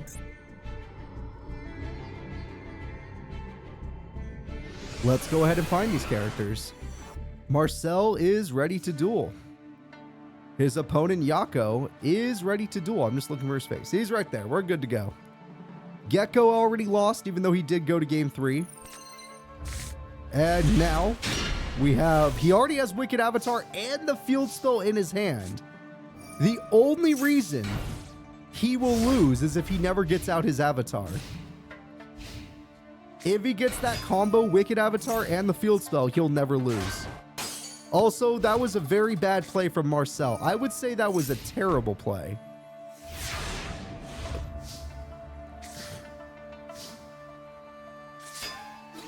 All right, Marcel, I don't think that matters. You don't typically win by battle. Sometimes you do with Exodia Incarnate, but you don't typically win by battle. All right, let's see what he's got. He's just going to play passively, as he should. You still need more monsters to make your boss monster in order to use your field spell. The apprentice gets more apprenti. And there was no monster to summon. I mean, he could use the Egyptian God Slime, don't get me wrong. Call the Haunted doesn't seem like a very good play. No, I'm going to say that was a bad play. Marcel and Yako, it's about to go bad. If we see the Wicked Avatar, I'm going to call game. Especially if the field spell gets played, I'm going to have to call game. Will this man summon the orb? First, we're going to summon good old Egyptian God Slime. Now that you have the Egyptian God Slime, will you summon the orb? No, you summon double cost on. I assume he did this so he can get rid of more monsters. I almost can understand that. Don't worry, we'll probably see the orb next turn. There is a piece of Exodia on the field. Another apprentice magician, funny enough. It's funny, but the pieces of Exodia can hold back the Marshmacons. They are strong enough to hold back Marshmacons. Alright, well, this is it. Marcel, what do you got? Morphing Jar! You don't have it anymore! Harpies! You got rid of the field spell! There is hope! There is hope for Marcel fans! I mean, his life points are going to get... Oh, that's the end of the duel. He drew another one. That second field spell is about to end the duel. I'm sorry, folks. Yup! That's it! Your odds of survival just became 0. Apprentice holds the field for 1 turn. But next turn, you literally will die to the 1000 burn of the field spell. You have 1 turn to draw Exodia. That's going to make it a lot harder to draw Exodia, especially since you lost 2 incarnates, so you probably can't draw Carnate either. Yep, that's the end of the duel, folks. He threw 2 incarnates away when he used Morphing Jar. Therefore, his odds of drawing the 3rd were insanely low. Morphing Jar, is there a way for this to activate into an Exodia? There's no way. There's no way. GG's. Could you imagine, though? Could you imagine if the 5 cards were all the pieces? All right, that is going to be a GG. Yako, ranked 4th in the entire world, takes game 1 against the machine. Game number 2, here we go.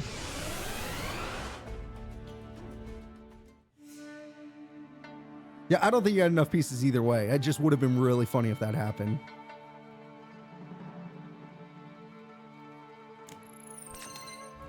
Winning by Exodia before the burn kicks in. Wicked Avatar is enough on its own. You don't need the field spell for it to be good because it stops your opponent for 2 full turns. I would just start Rat.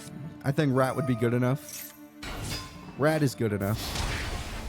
It seems like Marcel has a weird starting hand. 2 traps, but nothing to do with them. Raigeki only helps the opponent by giving them Supply Squad. Yeah, I don't like this. This is bad. This is very bad. You're going to wish you had that, Raigeki.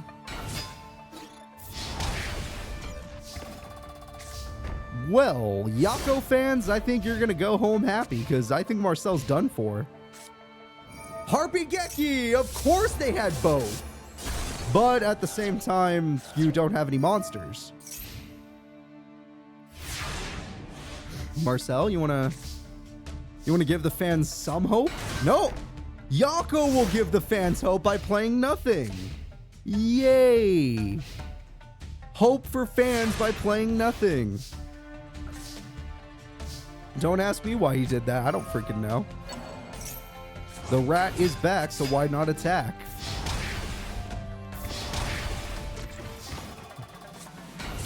Okay.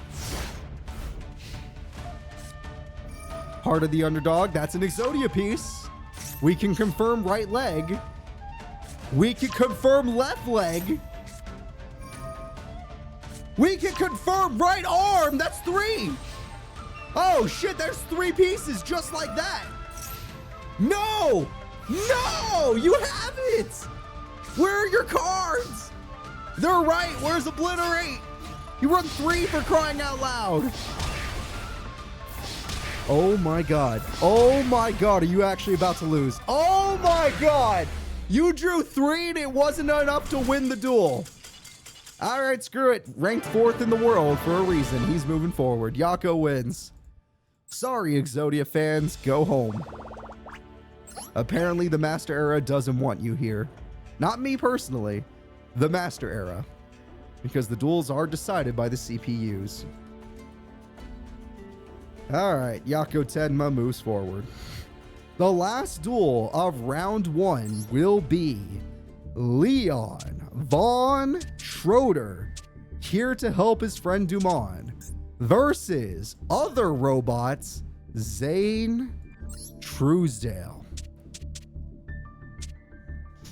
Alright.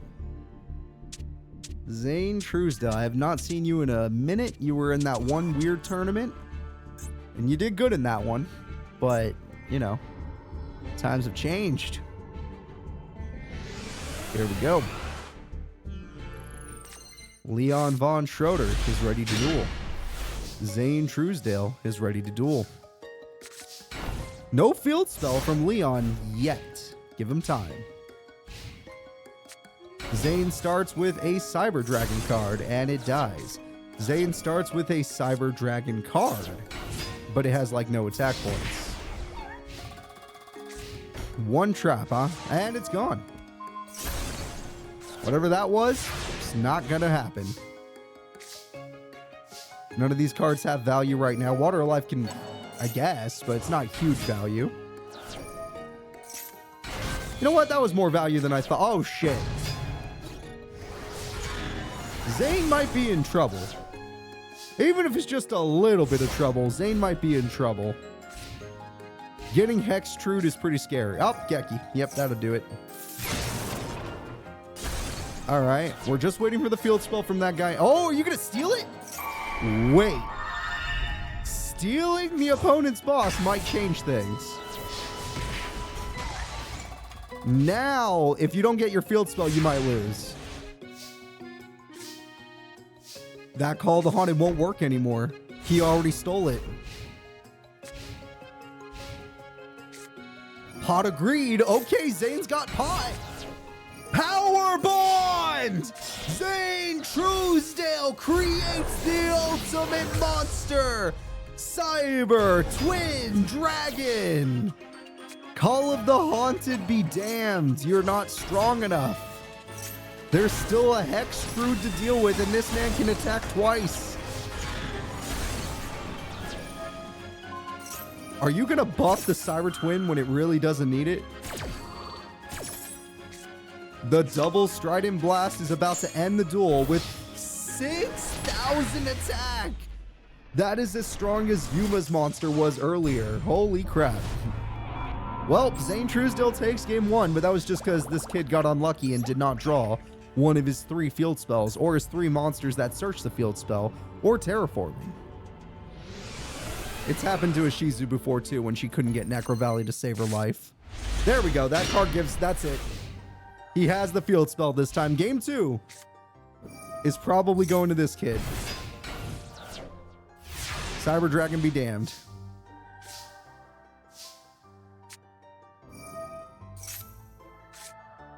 All right, Pot of Greed comes through. Field spell comes through. Hextrude definitely will come through. We're even bringing back this monster for some unknown reason. Cyber Pharaohs is dead. Hextrude will only get stronger in time. Alright, well, Zane, unless you can find a way to defeat every single card on the field right now, I think you lost. No, I mean, that's nice. It's just not going to beat everybody. If she pops that monster, then it won't matter. Let's see if the AI is smart enough to pop that monster, though. Well, I guess it doesn't matter now. Yep, doesn't matter now. That is a GG, baby. And the winner is Leon Von Schroeder. So, we are now going to be moving in to game number 3. The field spell is always the decider. Will Leon draw it again? Or will Zane Truesdale be able to just annihilate the opponent very quickly like the other duel? As of right now, Leon does not have the field spell, but it is early on, so give him time. Cyber Rev System is going to get out Cyber Dragon. All right. Let's see what he does with this. This can buff your fairy. And now with 1,000 more attack. Oh my god, that did 2,000 damage. Well, Zane, you've lost a lot of life points, but you're not out of options. Do you have your power bond? No, you do not. You're going to need to think of something else then. Harpies, that actually does help a lot. Those slippers were a problem, but now if he gets his field spell, you lose. Double Cyber Dragon and a little guy, but you're helping thin your opponent deck out, which means that they won't have to worry soon. They thinned out their deck quite a lot, which does imply that they have higher odds of getting the card they're looking for. But Zane is showing off an Exceed. Cyber Dragon Nova.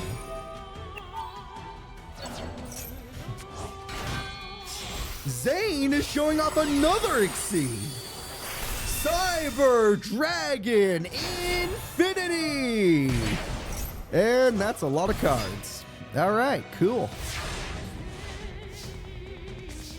No field spell still. You need to stall for time. You can get rid of one Cyber Dragon. That is good news. Nova Summoner gets rid of another Cyber Dragon. That is also good news.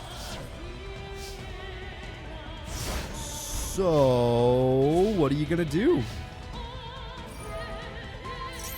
Oh, he just eats monster. He hungers. But Zane can't really do much damage without any other beater monsters. So, at the same time, he's not doing a great job. Alright, attack goes through. 800 damage once again. Zane is losing. He is below half life points, but he hungers, right? Zane does hunger. And with that, his attack goes up. And with that, he has a lot. Oh, it's over! With the power of Power Bond! Leon is going to fail his Barian friends. Infinity and beyond. It's over. Zane has won. Goodbye, Mr. Castle. Well, I'm sorry, folks. If you like Leon, he's done for. If you like Zane, he gets to move forward, though, so there's that. And we are finally done with round 1. We will now be moving into top 16 of the tournament where most of the strongest characters lie. Let's see who they are. The first duel will be Shark versus Spectre. Spectre's healing versus the leader of the Barians, Shark. Shark has to carry his friends today. Although I don't think any Barians have technically lost yet. I think all the Barians are still on the board. It is Shark versus Spectre. Alright, I'm looking for them right now. We will see them duel. And we will hope that Shark can protect his people. Alright, yep, I found him. We're good to go. No, Girag and... no, wait, Girag was the only one probably. Girag was in round 1.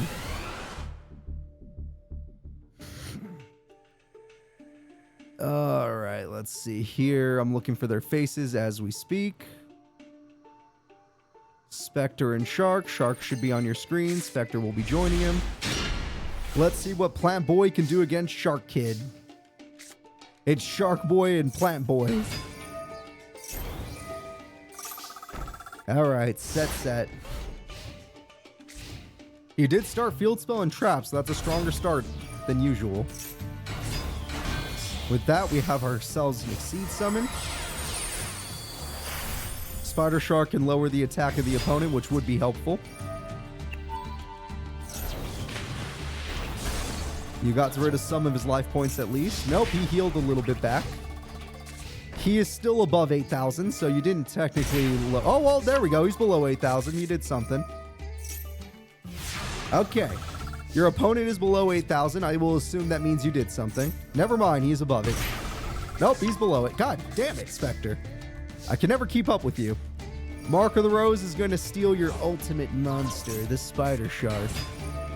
And he might even make you waste your last Exceed card.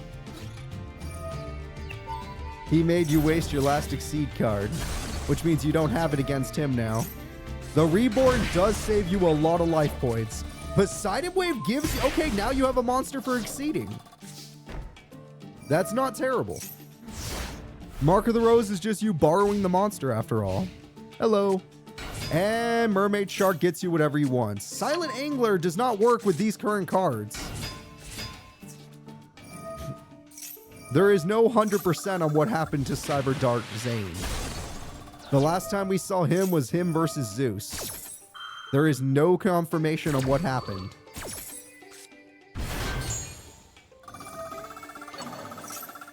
Alright, Silent Angler gets banished. Draining Shield gets used. And now Shark is gonna die. I don't think we need to see the next turn. We know it's over. Alright, 1,000 life points are gained. A new monster is stolen, of course. Shark has a lot of cards on the field, but they all have the wrong level.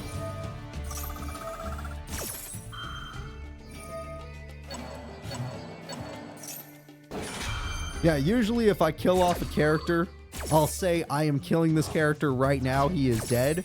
Or there'll be a full-on cutscene.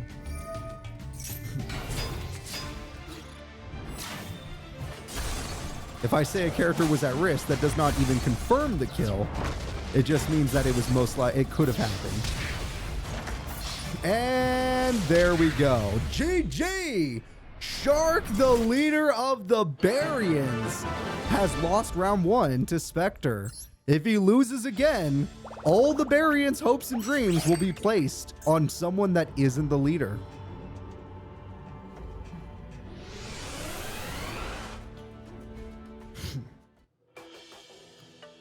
Confirmed kills would be like all the spirits. They left after the Millennium War. Some people that weren't spirits but were attached to something else. That also happened after the Millennium War. There was also... God, who else died? Odelia died. Sorry, Odelia. I did love you. That was one of my favorite characters. Who else passed away? Chief Rider? Chief Rider did pass away. He did. Yami Merrick and Yami Bakura in Dance of Darkness did lose to Anka D, so they did end up somewhere. That is for sure. Chrono Taker died. Yeah, she's dead. She is 100% dead. All right, Shark has a strong start here. It was a bad start technically, but he has good exceeds at least. And that field spell is probably going to help a lot. Yup. And that is looking real good. Wow, if you're a Spectre fan, you're going to eat good today, because he's actually taking down one of the strongest characters in the world right now. I mean, this guy is ranked top 8 in Master Era, based on the last pro tournament, and he's losing to Spectre of all people. Spectre with Rosemary is going to be insanely strong. All of his monsters have a really good stats now. That card will survive the attack, but it gets too weak now. Well, Shark, I hope you got something else up your sleeve. I really hope you have something else up your sleeve. The 7th one would have been nice, yeah.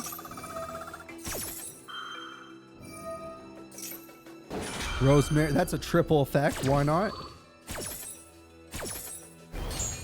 Oh yeah, things are looking real bad. Holy crap, it's over! Shark, he does piercing, it's over! The winner is Spectre! Shark, the leader of the Barians, has flopped on such an important day! The odds of getting the Kaiba ending have gone up. Or at least the third-party ending, not the good endings, technically.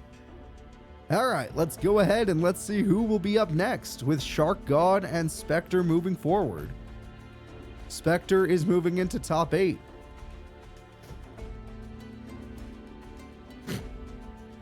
Alright, Spectre, you did good. The next duel will be Joey Wheeler versus the new character Bowman. And despite what everyone thinks, the new character Bowman does not give up and has had amazing comebacks in his first duel. So, let's see what happens. Anything should be possible between these two characters. Bowman is unranked and could not be calculated by the computer. Joey is not bad, a top 16 pro.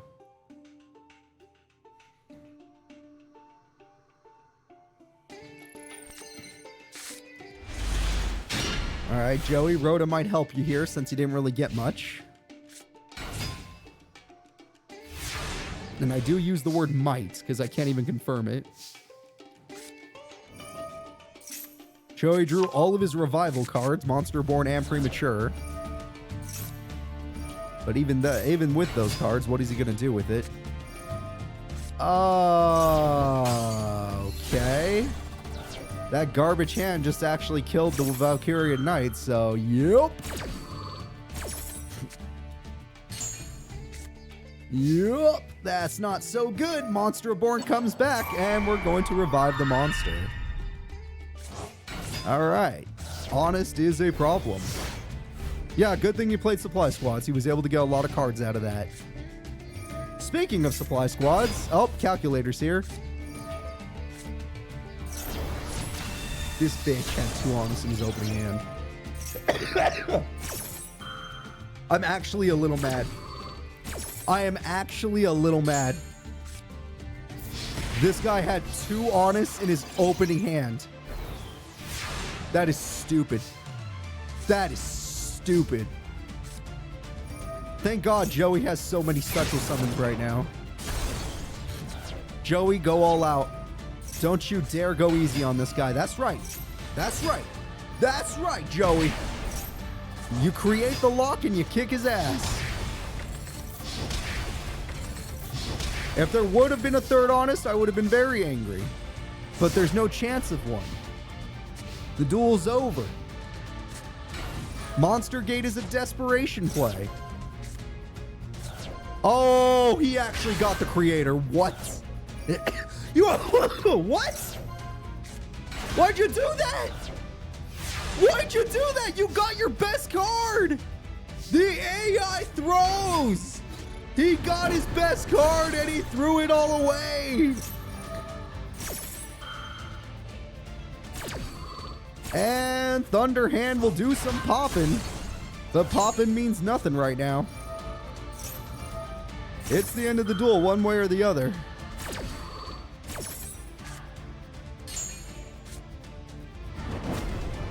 So there's the joke.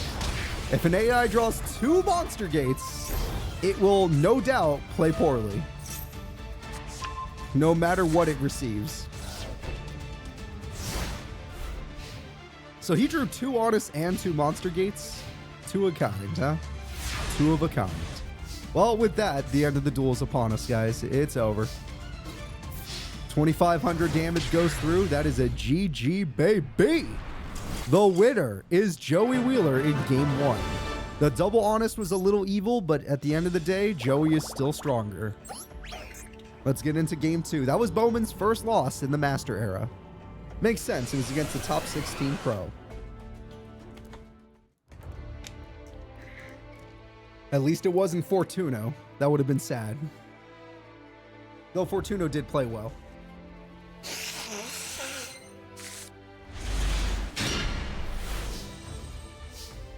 Alright, Joseph. If you get Marauding Captain, you can create the lock. Nope, you're just going to go Valkyrian Knight. Warrior Lady is a good start at least. I agree with that. Warrior Lady will do good for you. Monster Gate again. I hope you don't have 2.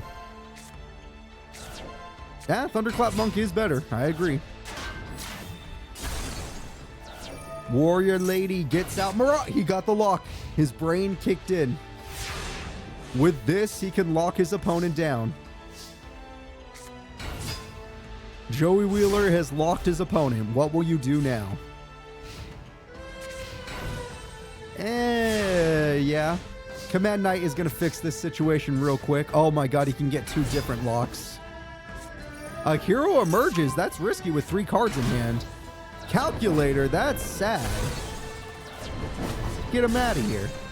He probably had a 3K. Oh my god, he probably had a 3K beater in his hand. Or a 3K defender at least, and he just didn't get it. Too many monsters for old Bowman. Thunder Seahorse is like, you know what? I want more monsters. More seahorses. And whatever the hell that card is. Joey, if you play that, you might win. Joey has decided to gift his opponent one more turn. By not playing the right Gekko, the opponent gets one last turn. What will you do? Mr. Bowman. There's technically no lock right now. Reason with the opponent. Oh, Joey guessed level 8! Joey is a genius! He said level 8!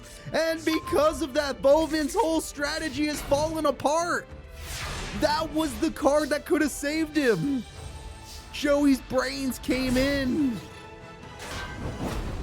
And Thunderhand from the hand.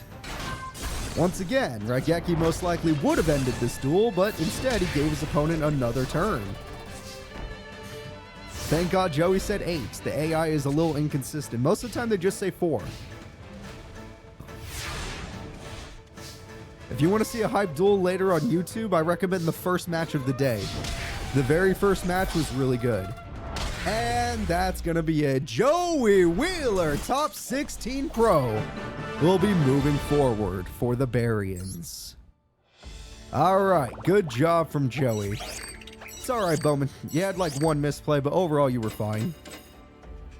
Just a little bit too high-ranking opponents for you. Oh, God. The next duel is between two characters that have a large history together. This is going to be a rough one. These two characters have been facing each other all the way since Duel Academy days. One became the Queen of Games, the other became a Shadow Rider. Not by choice, of course. Let's see what happens. This is it. Now, in their school days, Serenity only defeated Shoma once. And it was in the opening to a different, the main stage tournament.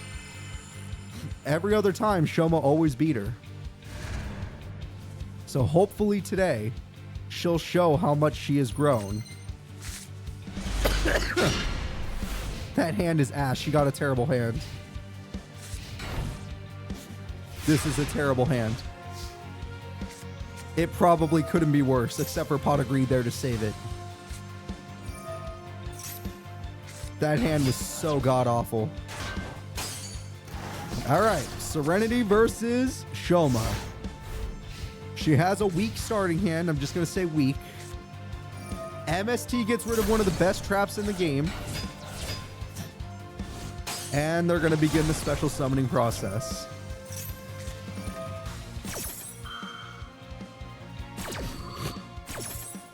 All right, with that, we get ourselves a monster probably for... Okay, what are you... Shoma! Shoma, are you okay? Shoma! Are you okay? Shoma?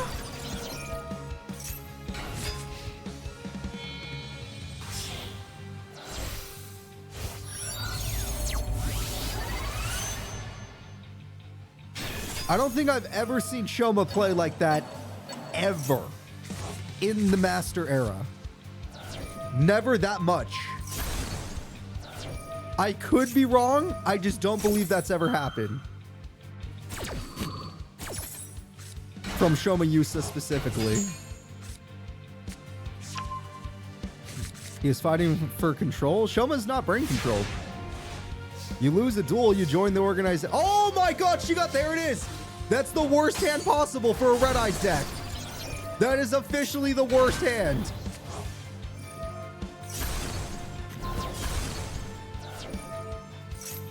I can't believe it happened. That is disgusting. She had to summon it.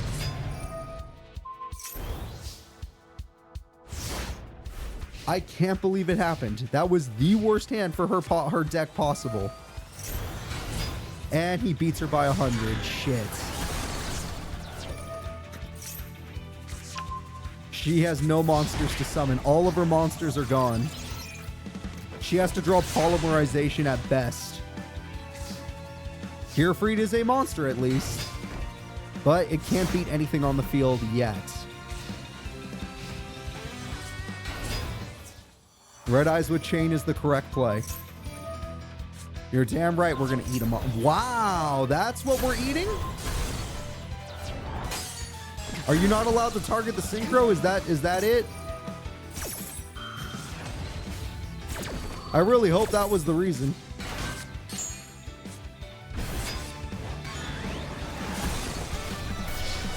You better believe she has Slash Dragon. We saw it in the last tournament. Her deck's the same as what she has the same deck that won her the Queen of Games thing. There is no difference in this deck. And that's probably for game. Yeah, Xiaofei.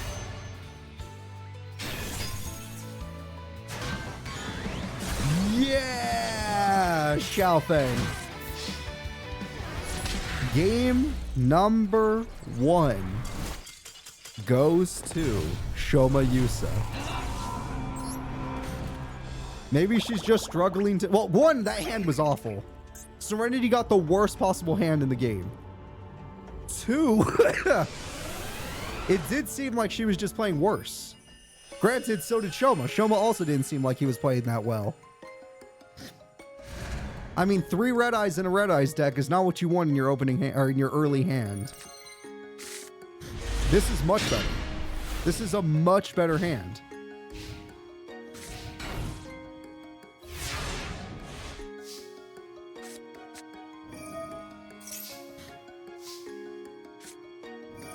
All right, Red Eyes Insight throws away a Red Eyes Black Dragon, getting her a Red Eyes Fusion. Red Eyes Fusion gets her one of her many fusion monsters. This time it looks like it's going to be the Skull Dragon. Archfiend Black Skull Dragon will now join the field. Archfiend Black Skull Dragon does its job, but granted, we know Shoma's cards always special summon.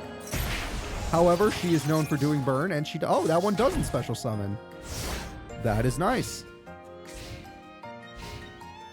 What? Shadow Riders is just an organization. They can leave whenever they want. In Shoma's case, he was kidnapped. If he wants to leave, he just has to beat the people and all the members. But instead, he's more like integrating with them. Red Eyes Burn is a game-winning card.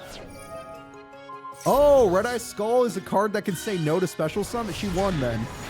If that is the case, then she's going to win the duel. She won the duel. Oh my god!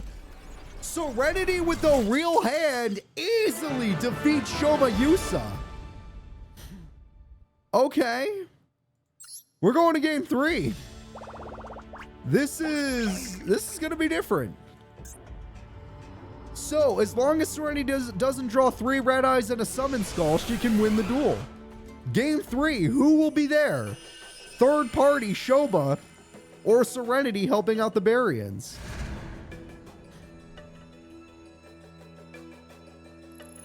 He tried to leave and look what happened to him. Leaving but not being able to beat people?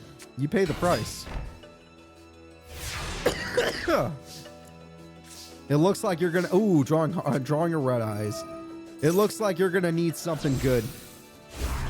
She might be in trouble. If she had gotten Harpies, this might have been better, but I don't like her odds. Well, never mind. I take it back. The traps were useless. Not even a TT. No battle phase shenanigans is really handy for her. And Shoma, with no battle phase shenanigans, doesn't know what to do.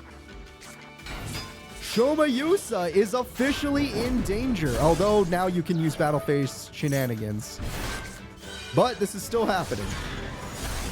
Serenity does not have Red Eyes engraved to do the burn anymore. The duel is almost over.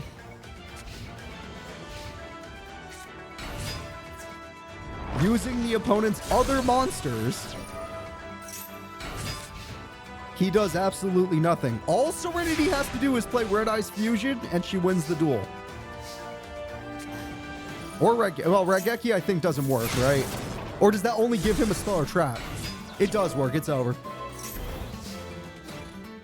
MST is hilarious when it doesn't matter.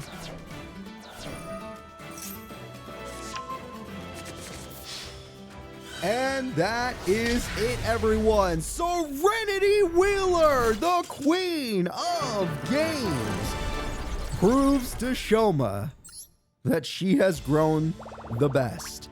She couldn't beat his Gaia deck, but she can beat his new deck. That is pretty impressive from Serenity. So, let us go on and see who is up next. Shoma has failed the Shadow Riders today. Though, asking him to fight the Queen of Games might have been too much. Now, we are going to watch two... Okay, for this, it's a guaranteed plus. Dumon is going to be fighting Girag, which means we have a guarantee that one of the Barians is moving forward. Which one deserves it more, Girag or Dumon? This guarantees a top 8 spot for the Barians. All right, Dumon and Girag. Yep. Both characters are ready. I'm going to run to the bathroom real quick, but I'm going to set up the fight first. I don't want to leave you guys with nothing.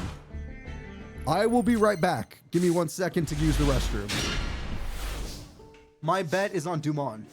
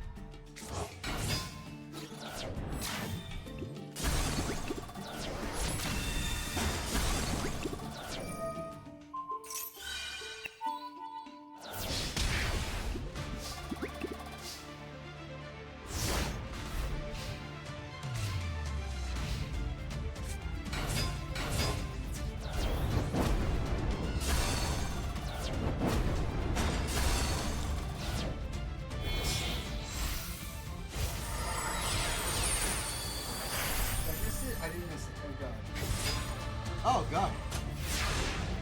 Looks like a close fight.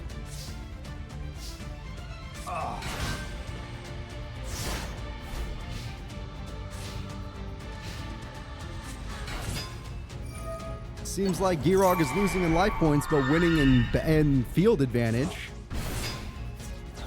All right, very nice. The chair. Oh my god, Girag is near death, but Dumon has lost everything.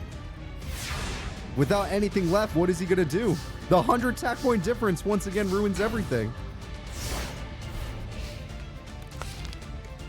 5 tournaments, eh? Well, welcome back. I hope you're having fun. Once again, Dumon is almost dead, but Dumon almost got Girag, but he's going to lose. Ah, the chair almost ends the duel, but it cannot save him. 1,000 life points decided that duel. I'm sad that I missed it, but nature calls. Let's go into game 2.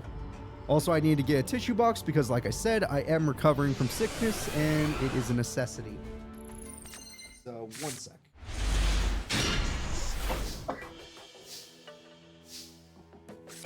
All right. I am back. Harpy's bottomless, eh? That happens. Pot of Greed comes through. Looks like Girag's got a strong start. He's got Supply Squad. He's got Mermello. I always have water. All the time. But it's never enough. He's got scales, so there should be special summons coming. Okay, we're going to see the boss again, unless Bottomless decides to rear its ugly face, which it's going to. And all of that, and it's gone. Oh no, it can protect itself at least, so there's good news. And he can rank up. So he could defend himself, and he made it to his ultimate form. Good luck, Girag. None of your cards can overpower the Seraph of, or the Archfiend Seraph. That did 1 billion damage. Holy crap, he did over half. He did over half your life points in 1 turn. Girag, how are you going to beat this? Fire Hand is a good idea. Though your life points are getting kind of low. Fire Hand was the only way. Your life points are at 1,500. But at least this should be able to kill it. The Archfiend Seraph does die. And a lot of damage is dealt. But with 1,500 life points left, all it will take is 1 magic cylinder. And Dumon wins this duel. 1 magic cylinder can end it all.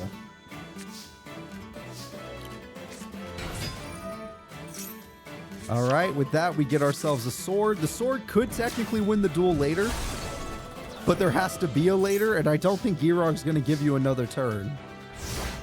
I think Girag's going to end it 1 turn before you could have won. You know, these guys were actually pretty close. Wait, you have enough life points. Okay, with the Star Seraph sword card, there is a chance you can win the duel.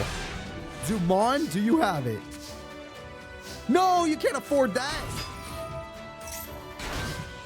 And you didn't end up using the sword anyway. God freaking damn. It's over. GG. God damn it. I thought Dumon had it. It was close. Once again, they give us a close duel, but the winner will be Girag. And GG, baby. All right. Well, Girag, both duels were quite close, down to critical life points, but you did win. So you will be representing the Barians moving into top 8. It makes sense. You're one of the Barians that has won multiple tournaments. The next duel will be Rio Castle versus Yuma. Once again, we are in a situation where a guaranteed Barian ending is moving into top 8. Yuma or Rio is a positive ending for the Barians. Now, Yuma has gone a lot stronger. Rio has still got the ability to bounce his cards back to his hand. So Rio's cards do have the ability to destroy Yuma's cards, and Yuma's been gaining attack points lately, so Rio's boss monsters have the ability to kill Yuma if that has to come to pass. But we'll see if that actually happens. You could even say she counters him, but she's not as fast as him. Rio kind of counters Yuma, but she's slower than Yuma. Her deck is not as fast. Therefore, he could actually win just by outspeeding her.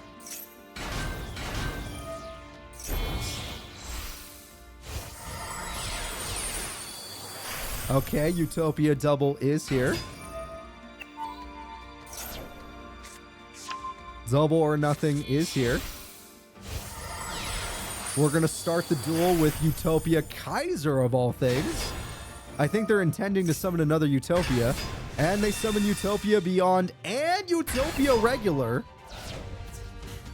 Magic Cylinder does 5,000 damage. That puts Yuma in a really bad spot. Double or nothing says fine, I'll have 10,000 attack. But I don't think the penguin cares. The penguin gets rid of Beyond and does burn.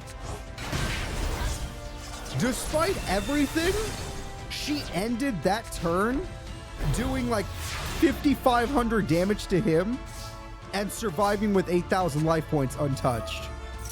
You gotta respect her for that. The problem is, I don't think it matters anymore. Yeah. Like I said, she's not very fast, so even though she did a lot there, she doesn't have the combo she needs to win the duel.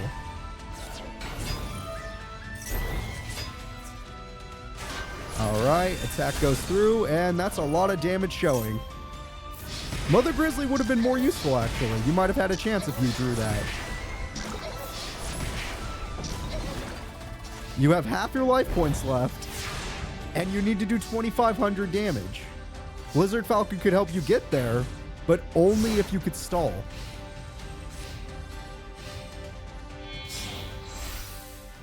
Alright, an Exceed Summon comes through.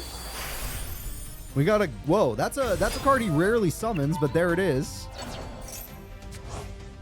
Alright, Yuma summons a monster he rarely summons. Gaga Magician returns and becomes level 1, because it's funny, apparently. Oh, it's because it stops Burden of the Mighty, actually. That's really smart. Respect to Yuma. That was a good play. Mother Grizzly tries to hold the field for another turn. That's 1,000 damage. Mother Grizzly is trying its very best to hold the field, but it is dying. The Blizzard Falcon tried its very best, but because it's over, it is over, baby. Yuma Tsukumo, despite how close that looked, wins by outspeeding the opponent. She never even got to Exceed Summon. So we're going to go ahead and get into game 2.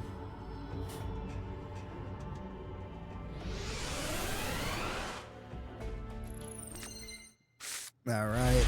2 Nightmare Penguins, which could be very helpful, or a Mother Grizzly if you want to go for your Exceed. We're going with Nightmare Penguin. Pot of Greed from Yuma is very scary. This man is known for 1 billion special summons, so I think he's about to get another 1 billion. Like I said, to be fair, whoever wins this duel is going for the Barians anyway. The Barians had enough people in round 1 win to make it so they have more chances of a positive ending for them. Double or nothing is good. Utopia Kaiser can summon more Utopia monsters. Beyond and Utopia himself, why not? This time she doesn't have Magic Cylinder to hide behind. Utopia Beyond will leave though, and that does half damage, direct damage anyway. Okay, well, you slowed him down, but he's just gonna do it again next turn, so what's your real plan? You don't have one. Good. Good to know. At least I know now. You don't have a real plan. He's gonna hurt you this turn. You're slowing him down oh so slightly, but not enough to really save you. I'm gonna hope Mother Grizzly is the card you summon. Oh, I don't know if you want to do that. I mean, penguins are great. I know you love your penguins. I'm just saying, they're not going to result in your Exceed.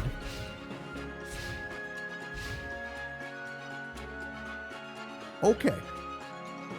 To each their own. More penguins it is. Look, she knows that no matter what, it's a positive ending, so she just wants to play her favorite cards. If she wants to play her penguins, that's her business. Let her have her fun. Alright, we got a lot of monsters. We got an Exceed Summon. With this Exceed Summon, we get Samurai. Yep. With that monster, we get even more. What are you going to make this time? Magician is really good. Though I don't think there's any Exceeds in the grave. Oh, that technically was in the grave, yeah. It's not good, but it was there. Samurai didn't use its effects, so there you go.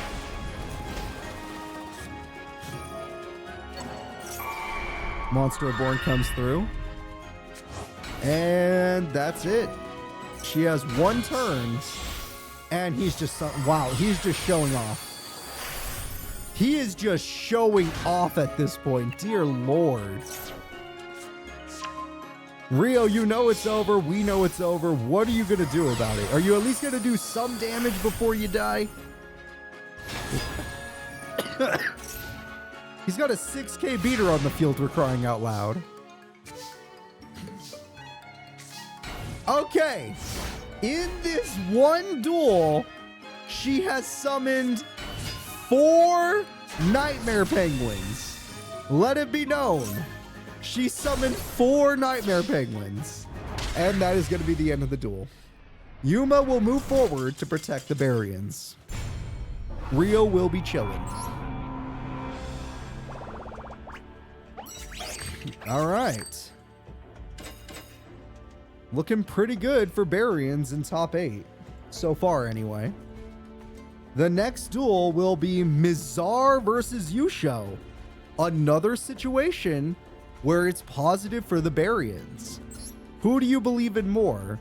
The greatest dual tainer ever known, or the dragon duelist Mizar, who only really did good once, and then ever since then has been a joke.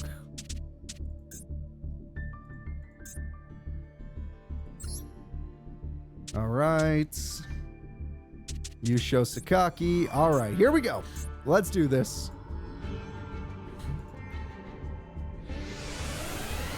Mizar and Yusho are ready.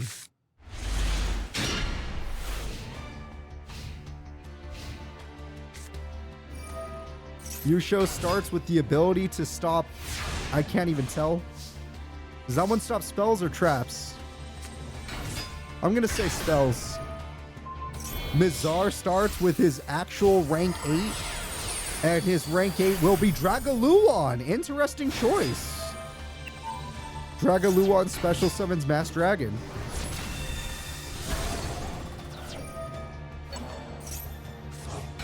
Okay, not bad from Mizar. He made his hand work.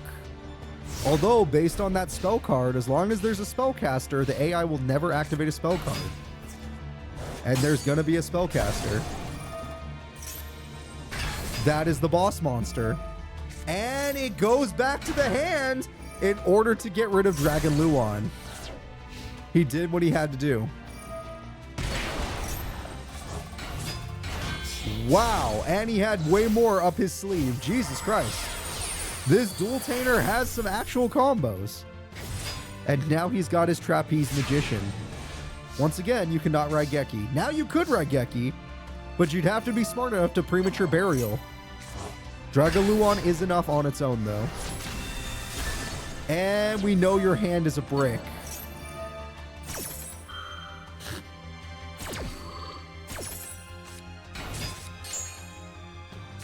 Interesting, but we know your hand is a brick. However, you could use these 2 monsters on the field for tribute and resummon your boss monster. Or this. I don't know why we're doing this. Or this. No, he chose to do that instead. He did not tribute summon. This is what he prefers. And you cannot stop him.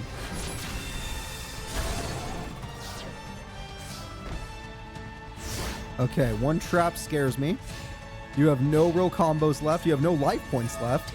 That's the one that stops traps, but yeah, your opponent's just running you over. I feel like once someone gets a monster beyond 25, you have to get real creative. And that's the end of the duel.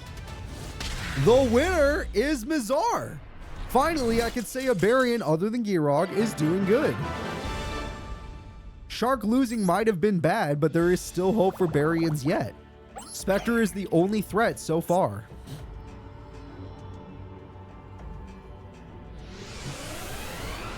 I didn't expect Mizar to win that one, if I'm being honest with you guys. But I am happy for him.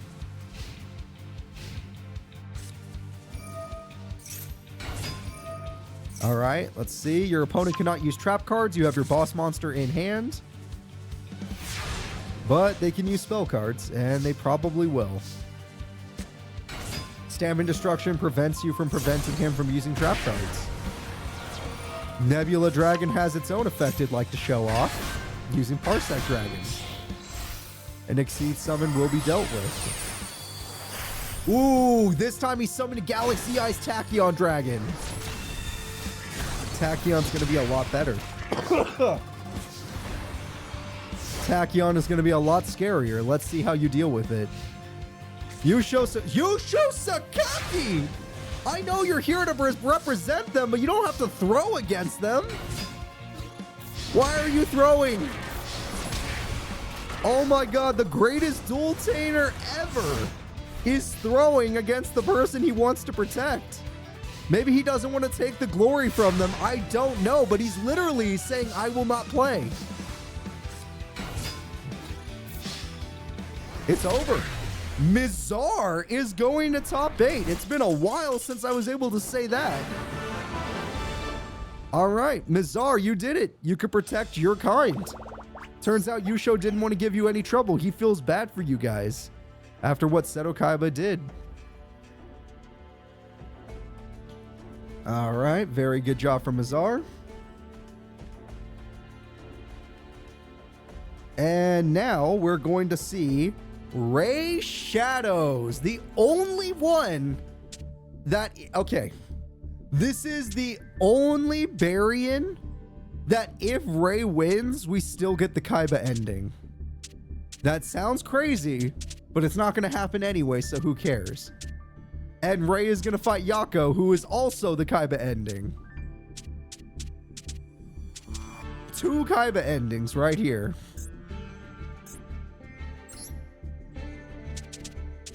Yako and Ray.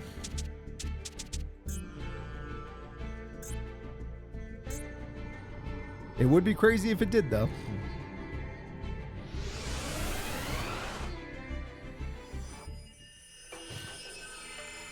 Yako, the 4th strongest duelist in the world right now. Ray Shadows, one of the worst duelists we've ever had in the Master Era.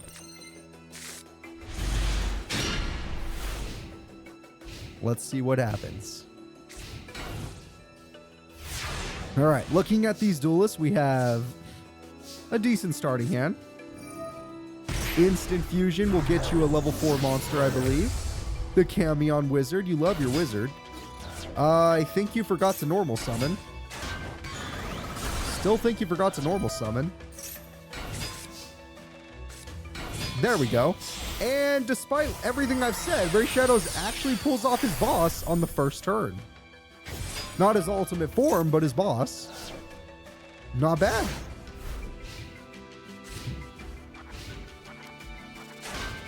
Pyramid Turtle is only there to stall for time. Masquerade is a little too strong. Harpies is good.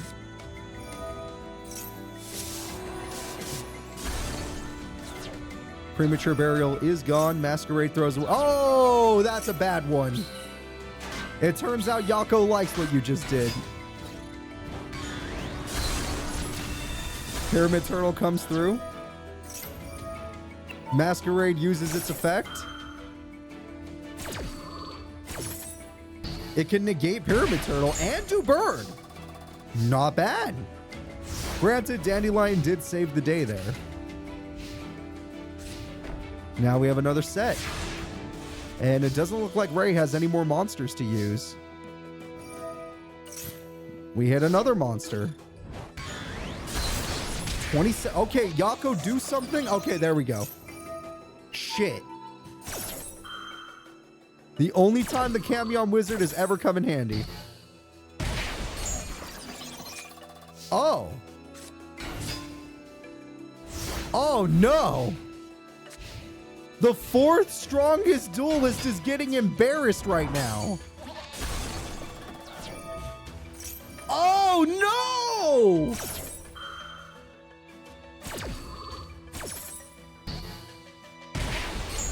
Yako relies on his monster effects more than anything in the world.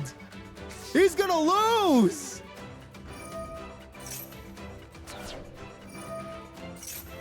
Don't make me say the words. Don't make me say the words. Jesus Christ, how many cards are you going to lose? Jesus Christ, dude. All 3 Kage Tokages before any other monster card. Exact damage game. He won! Perfect victory, exact damage. I owe him DP. Ray Shadows defeats the 4th strongest duelist in the world. Let's get into game 2. Because that had to be a fluke.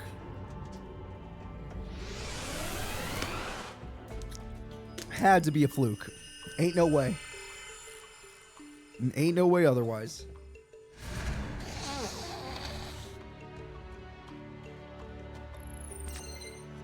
Whew. All right, I'm doing my best to hang in there. Yako must be pissed off. I agree. You know what? With the Evil Mondagoras, there is a play here. Oh my god, he might be able to do it again. Oh, you didn't exceed. Oh, now you will. All right. Yako beat it again. He's very good at getting his Masquerade. Your only real hope is to summon the Wicked Avatar. Or get your 1 Raigeki. I should have mentioned that. Yeah, getting your 1 Raigeki was pretty good. That's a lot of damage. That is a lot of damage. But he only has 1 Raigeki. So... Oh, shit! The 1 Raigeki was already used. Masquerade comes back from the grave and evolves into the Umbral Horror. Umbral Horror gets rid of the trap card. And a bunch of other monsters get summoned. Getting rid of Pyramid Turtle this way was very smart. Though your life points are a little bit scared. Or, you know, they're a little low. Okay. You beat the small monster. How are you going to beat the big monster? Yako, you can't lose right now. This would be embarrassing as hell.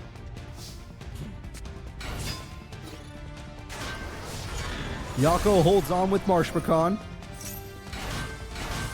Ooh, he had one in his hand. That's bad. He's out of cards. Yako, you used all your special summons up.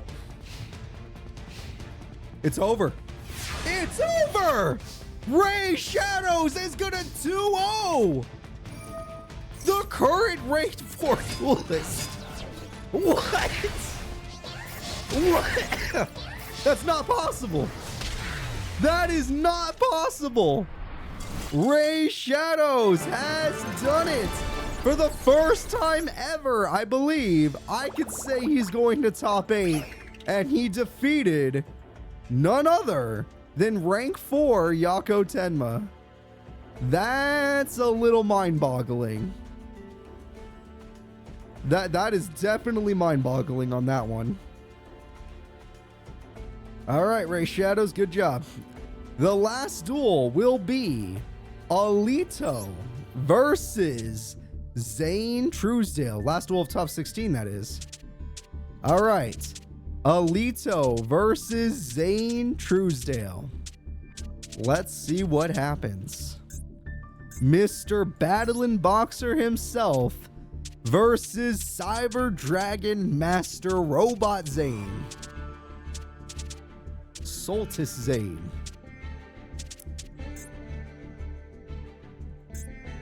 This is it. The winner of this will help me determine what endings we can get in top 8. And then I will be clear about what they are. Alito is ready to duel. Zane is ready to duel. Zane has Cyber Dragon Dre just waiting. Never mind, no more patience. They're just going to chill together. Harpies is going to come in handy. Let's see what he hits. Before he could hit it, it will be changed. A revolution has truly started. now you gotta beat Cyber and Dragon. That seems fair. Yup. Let's see you beat Cyber and Dragon. He's got 2 counter punches. That's the good news. Premature Burial brings back Cyber Dragon Trey. Headgear does not die in the first attack. Headgear dies in the second attack. And Battling Boxers are struggling. That was a really good play. That was such a good play. Holy crap, was that was such a good play from Zane. That might have been the perfect play. Okay, switch hitter gets you back a monster. It's time for you to take advantage. You didn't exceed. I guess you could double counter punch. That technically works. You didn't. Would someone like to explain to me why Alito did that? You can't? Okay. Yeah. That's Nova Dragon. Yeah. That's Cyber Dragon Infinity. Brain damage from boxing, that's the best explanation we're going to get. Infinity hungers for headgear. Magic Cylinder will stall for time. But only time, not even for a turn. Dear Lord. Zane Truesdale destroyed Alito. Alito didn't even exceed, even though he had the ability to. Let's get into game number 2. He decided to give up. I do not know why.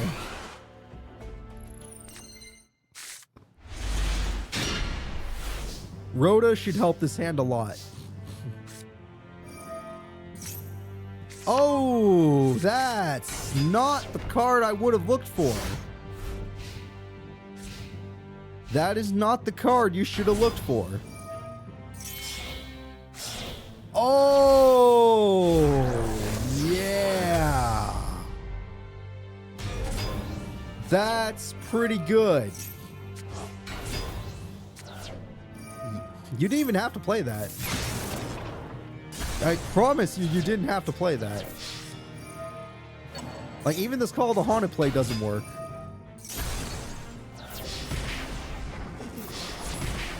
Okay. You have 800 life points and a dream.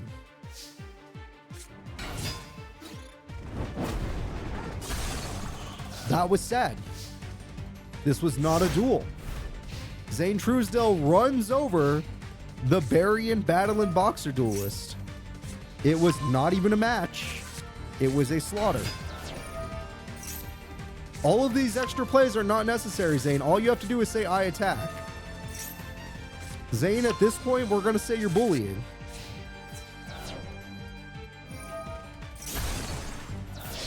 Okay. Well then. Without getting too specific, I will say that in top 8, all 3 endings are still on the board. Alito failed us. Alito didn't just do poorly, he failed us. That was horrible. Moving into top 8, here are your 8 strongest characters. They are Zane Truesdale, Ray Shadows, Mizar, Yuma Tsukumo, Girag, Queen of Games, Serenity Wheeler, Joey Wheeler, and Spectre. Okay. The first duel of top 8 will be Joey Wheeler versus Spectre.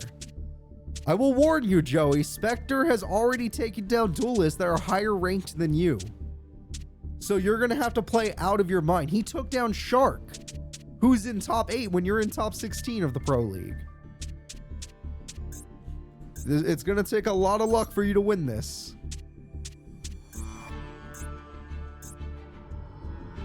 All right, here we go.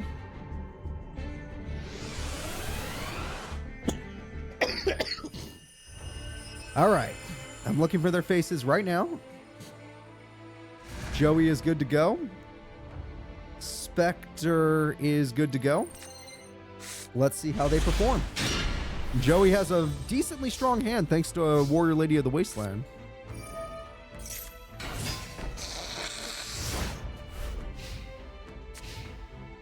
He's even baiting with it right now. He is actively baiting with it. And the bait was successful. He managed to destroy, well, bounce back the opponent's monster. And he is stronger than the new girl on the field. Alright, Joey, you defeated one of the plants so far, and he actually took damage. Now let's see how you do here.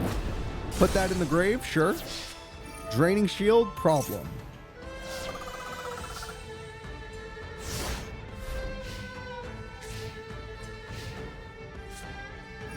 Mark of the Rose has always been an issue, but at least, oh, Mark of the Rose is an issue.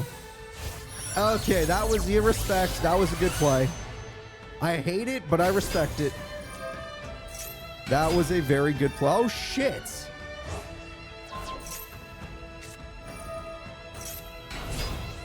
Joey? Hey there, Shiny Espeon. Welcome to today's stream. Joey, you okay, buddy? I don't think he's gonna be okay, guys. Oh, it's looking bad for Joey fans like me. Oh, he can do it! Joey invents the lock! He top decks the lock!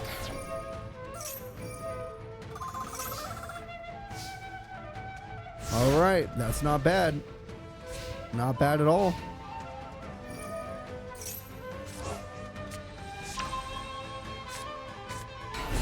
And the lock saves his life. The question is, how will it win him the duel?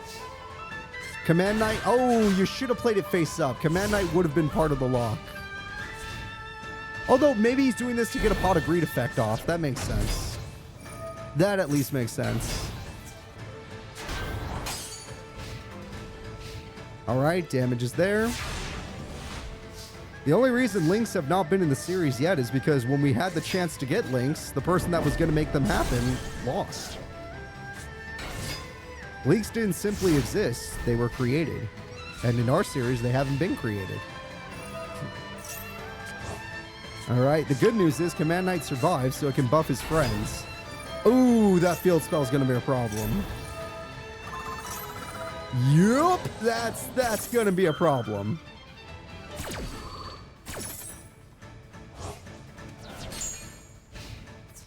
And Marauding Captain's dead. Yup. I think my buddy Joey's done for. The lock is broken. Spectre is doing too much. It negates effects. That's not fair. Joey still had a chance. He needed his trap card. Joey did not draw his trap. We're going into game 2. Everyone hope for the best.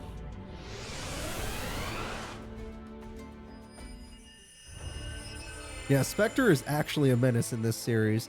We've had tournaments where he loses early, and then we've had tournaments where he's literally the best duelist ever. And no one knows how to beat him.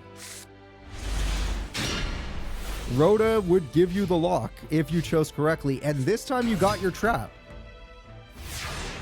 Let's see if Joey can do it. Double Rhoda. Double the lock.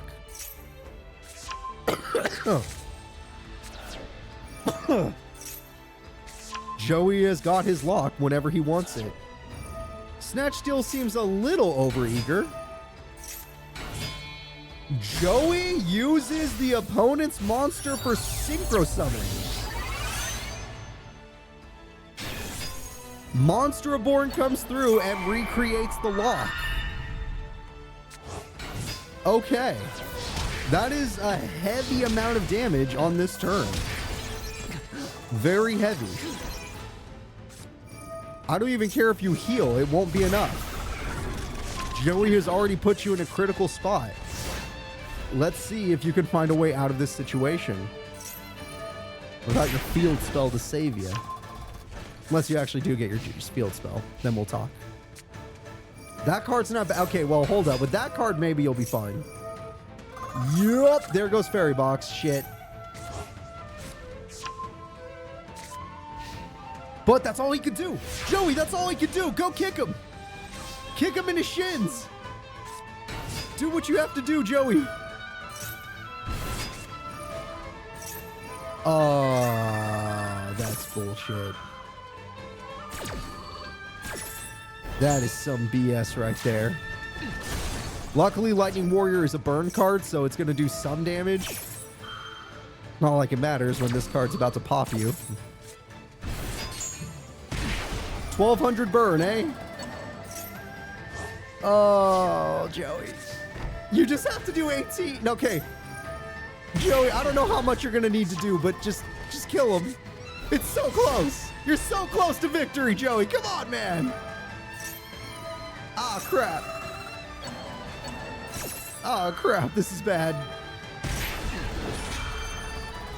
He's down to 800, Joey. He's down to 800. Sure, he's probably going to heal a bunch back, but... Cherries equals a Synchro Summon. The Synchro will be his boss monster. Oh, don't tell me that healed him. Rose Girl is here as well.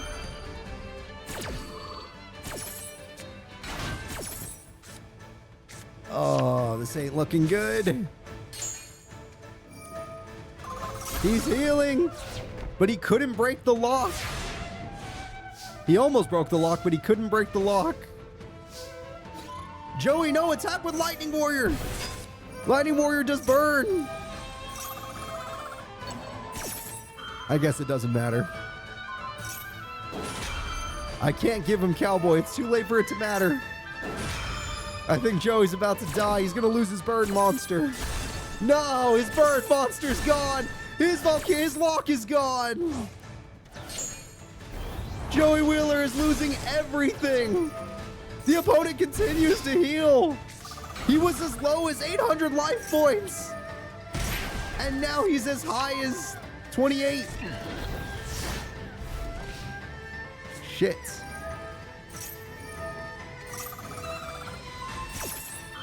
I think we're going to lose Marauding Captain. Oh, you're going to be wide open. Jesus Christ. There's too much going on for me to keep up. Spectre's too complicated.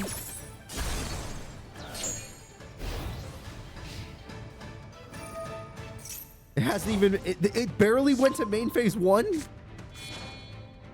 He tributes for another one. That's going to heal him by 1,000. Fairy Box activates. It fails. Fairy Box activates. It fails. Oh no, that one works. Sorry. Fairy Box activates, but Magic Cylinder chains. Magic Cylinder, end this duel. Oh, thank God, Joey did it. Oh, that was way too close. Down to the wire. If he had healed 200 more life points, Joey would have lost for sure. Joey is taking him to game 3. Not even Shark took him to game 3. Joey is going to take him to game 3. Joe, you got to go fast. If you want to beat this man, you got to go fast. The lock doesn't work on him. He has too many popping effects. The lock does not work. Please play better.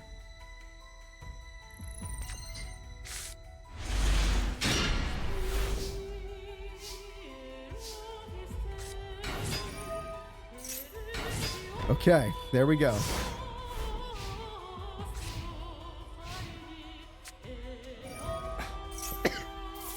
Hate to see it.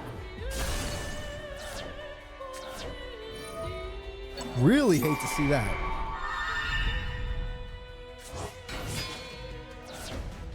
All right. I'm not... Oh, he got scapegoats. I'm going to say I'm not seeing any spells. I don't see a field spell. I don't see a continuous spell. There is a trap. All right, that's a problem. I admit it. That is a problem. We're going to use Raigeki pretty early, but screw it. Massive Synchro Summon. Level 7. Joey summons himself in Synchro form. Super Saiyan Joey, but only does so to heal the opponent. Lightning Warrior only benefited the opponent. Mark of the God Damn Rose. And if that is another draining shield, I am going to scream. Like that Battle Guard is right there. Rage! Battle Guard Rage! I'm so mad! Joey! You're only helping him! And it's not your fault, there's nothing else you can do, but you're only helping him! You're gonna die! And he got his spell card!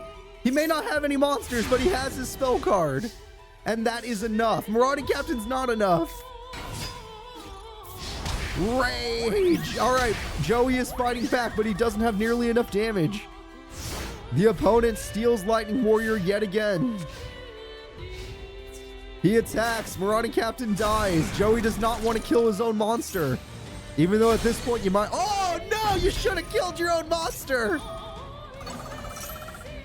Can't even get it back now. Joey has to top deck a level 4 or lower monster. Well, why not?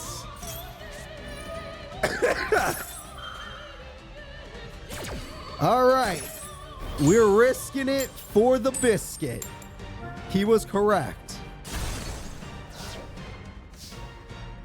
All Spectre needs is one popping effect. That's not fair. That is not fair. You gotta be kidding me. Joey loses to Mark of the Rose. Spectre is moving in to top 4 of the tournament. That was an intense match. But at the end of the day, Spectre is a problem. Joey Wheeler, top 16 duelist, has lost. Although I think he might be the only one who took a game on... Oh no, Sayer also took a game on Spectre. Shark just failed. Alright. In fact, I would say Sayer was the closest to beating Spectre out of everyone here today. Spectre gets to move forward. The next duel, a guaranteed Barian ending character will be moving forward. Will it be Queen of Games, Serenity Wheeler, or will it be Girag of the Barians? Let's do it. Girag of the Barians or Serenity Wheeler. They both are fighting for the same ending, and old Cooper messed up Serenity's face on the player 2 side, so he's going to fix it right now. We're going to fix it live. Look at that. I may not be the best at my job, but I at least know how to fix it. Alright. Gekko gets used insanely early. And Serenity gains a dangerous card because of it. Mystic Tomato goes in for basic damage.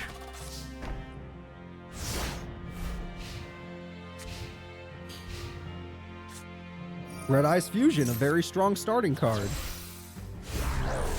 This is going to be very powerful. You're going to wish you still had that Gekko. Red Eyes Insight. A very strong trap card that can help her in the long run. 1800 damage will be dealt. 2400 burn will be dealt. Mystic Tomato gets countered. If he didn't horn, it's because he couldn't horn in that situation. Also, did we all just see him draw his best card and it doesn't matter? His best card is weak to one thing. A monster with 2700 or more attack.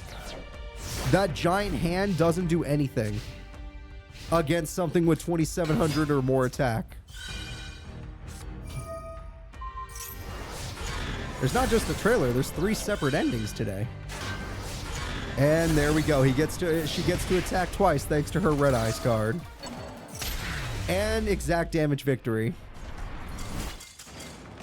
Queen of Games, Serenity Wheeler, has wrecked her opponent, Girag.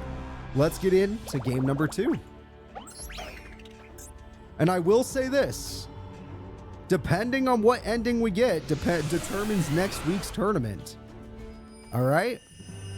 There are 3 different tournaments that can happen next week, and the ending will determine it.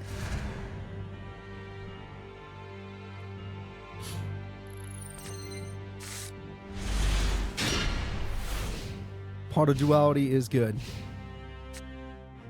Red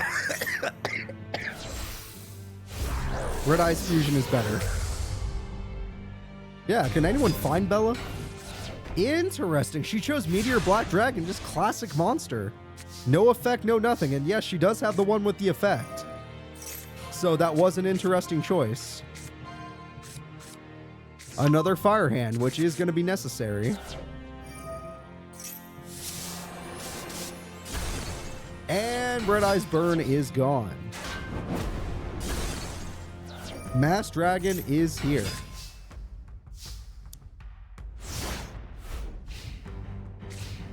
Okay, that's good as is. Fire Hand will be sacrificed, which means you're willing to sacrifice Meteor Black Dragon.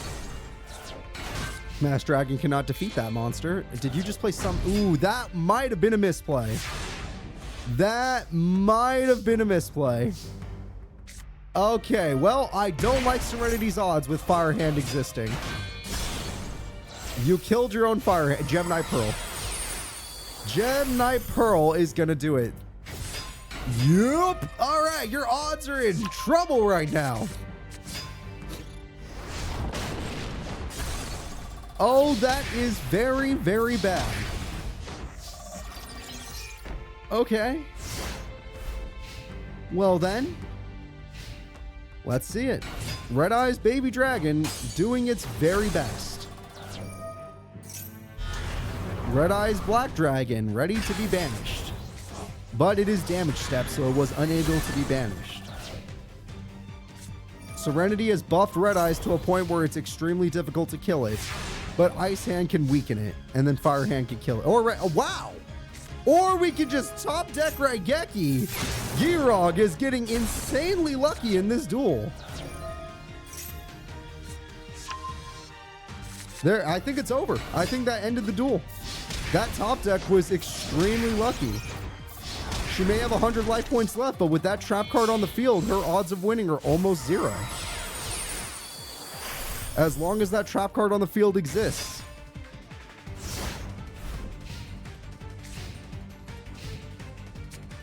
Yep, we're in top 8. Dragon's Mirror. This would have been amazing normally. Normally, I would have been so hyped to see this card. Archfiend Black Skull Dragon is banished. The ultimate Red Eyes monster is gone. Red Eyes Spirit is her final trap. And I don't... Is it in the great... No, it got banned. Well, wait.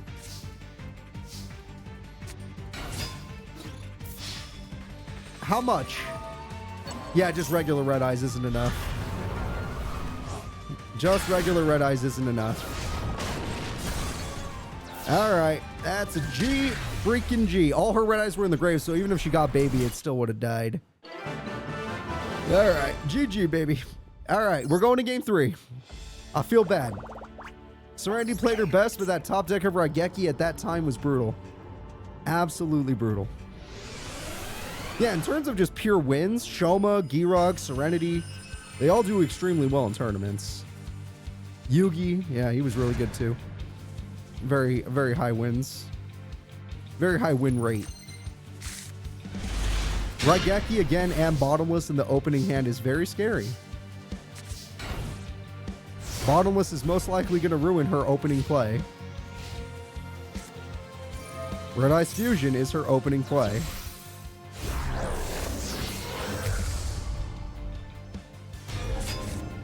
her best monster, or most useful monster, is gone. Red Eye's Insight will give her another card. That can't be used until later, and we all see the Gekko. As long as that Gekko remains, that new card won't matter.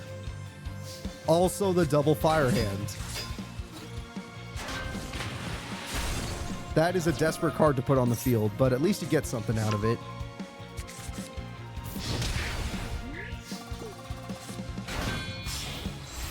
And we have ourselves another Exceed Summon. And with that Exceed Summon, we have Gem Knight Pearl.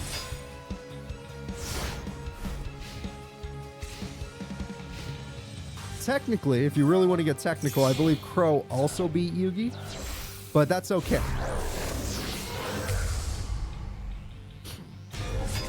All right, there we go. Red Eye's Insight comes through. That is nice. Oh, and Weevil. Don't forget Weevil.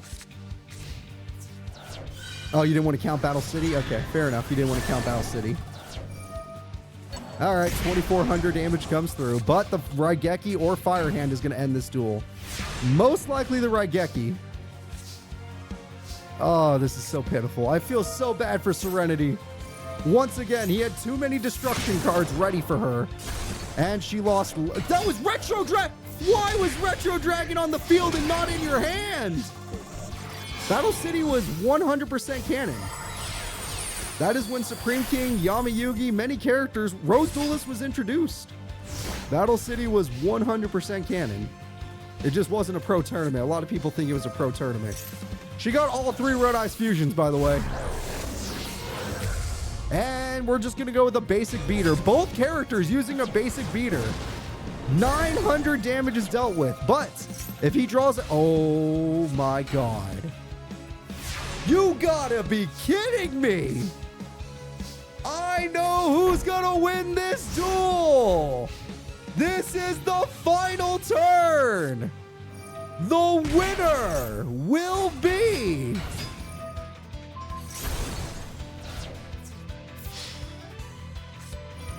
Girag! Girag defeats the Queen of Games! And by doing so, will be the one to defend the Barians in top 4. Either way, it was a similar ending. Both characters were fighting for the same thing. But Girag has proven he can defeat the Queen of Games of this era. Not bad, Girag. You've been doing bad lately, but this is a good way to show us you still got it. Alright, so let's go ahead and let's get Girag forward. The next duel will be Yuma versus Mizar. Both of these characters representing the same team. A guaranteed slot in top 4. Who do you prefer? One of the Barians defending themselves, or a friendly person like Yuma defending the Barians? Doesn't really matter. The CPUs get to choose what happens. Whew. I'll make it through. There's not that many duels left. Alright, let's see what happens. We got Yuma Tsukumo. And we got Mizar. He's in here somewhere. There he is. Our duelists are ready.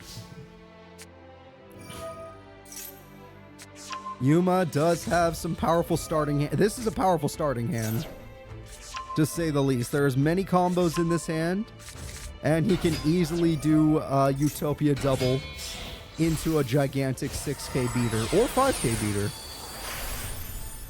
Utopia double will be the first play.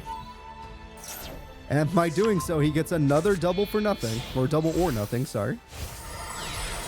Now Yuma gets out his regular Utopia. Okay, he's keeping it classic. That is fine as well. He has decided to keep it classic for the first turn, just in case the opponent had a trap card. At the end of the day, it didn't really matter. That is a rank 8, but none of Mizar's cards beat 3k. Well, one of them does, but he needs rank up for that.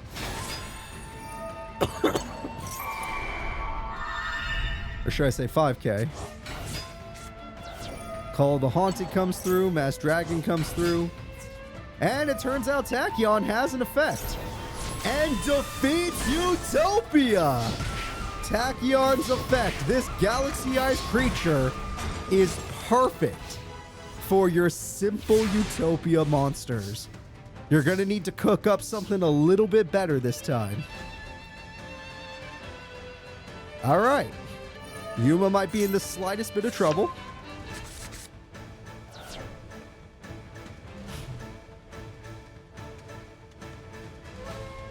If the AI weren't the AI, he would win every single duel with double or nothing in one turn.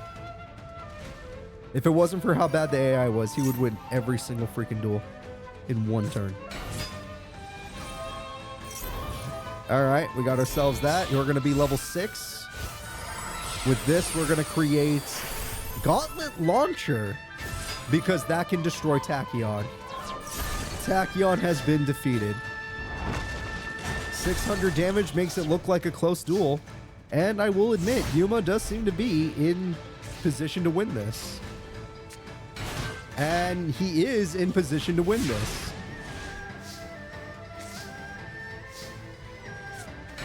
That can bring back the monster, yes. And with that, we get another Exceed, maybe a Utopia double this time. You know what? Because there's so many monsters, I could see the merit in this. I could see what you're going for. You're trying to get through all the floaters. I get you. There you go. He's out of dragons to choose now, so he's going to have to pick something bigger. That card is big, but now he doesn't have a level 8 monster. Good play overall.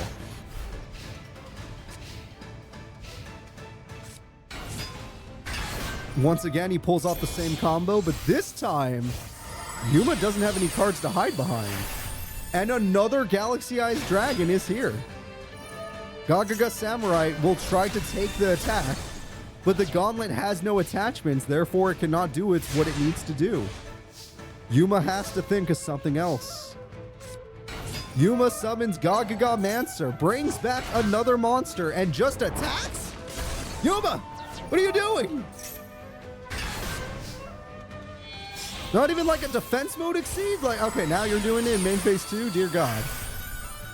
Yes, this is going to be him defending himself. He is stalling for time. All right, Yuma is stalling for time. There goes his launcher. Yuma's life points are critical. He is below 2,500 right now. He is in a bad spot. Harpies doesn't matter against this opponent. That is a triple summon. And with this Exceed, are you finally going to do it? Just a basic Utopia to stop attacks, I guess. A regular Utopia as well. Sure. You actually know how to... Why don't you do that any other time? If you know how to use that effect, why don't you ever do that? Oh my God. Well, Yuma wins game 1, right? Game 1? Game 1. But he never uses that combo when he could use it all the time and just win duels. Okay, well, I guess there it is. He knows how to use the combo, he just won't do it. Unless it is absolutely necessary. Good starting hand from Yuma yet again. However, Mizar is not going to let himself lose again. Mizar is going to go really ham. Rhoda comes through. Rhoda, what are we going to pick? Wow, you really like that card. All right, we got ourselves an Exceed summon. With this Exceed summon, we get Utopia double. Another double or nothing.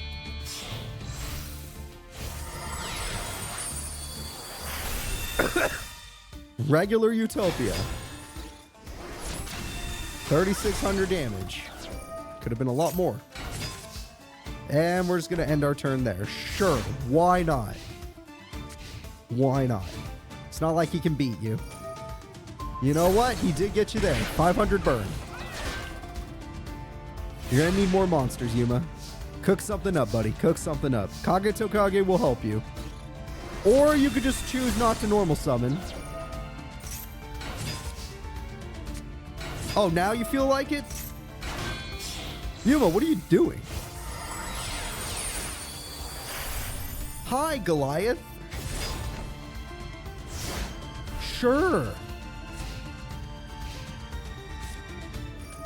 Oh, he lost his double or nothings, guys. It's gone. And the opponent did summon level 8. Yeah, that's... You did this to yourself, Yuma.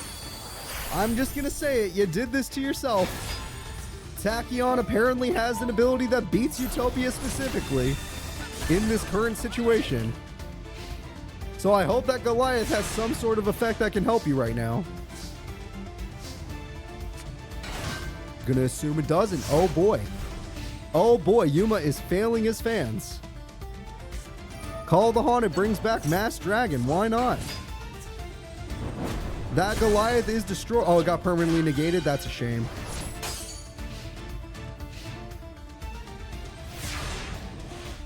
Well, at least you have another level 4. Now you go in there and you kick his ass. You know what? Oh, no.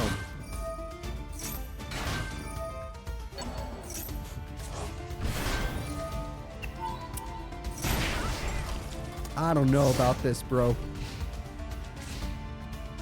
I don't think this is gonna work. He didn't even have to do that. He really didn't even have to do that. But you got him to use the last thing, so now Tachyon's useless. So go for Utopia and kill him. Tachyon is now useless, Yuma.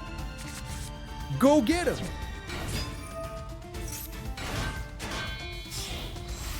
We good?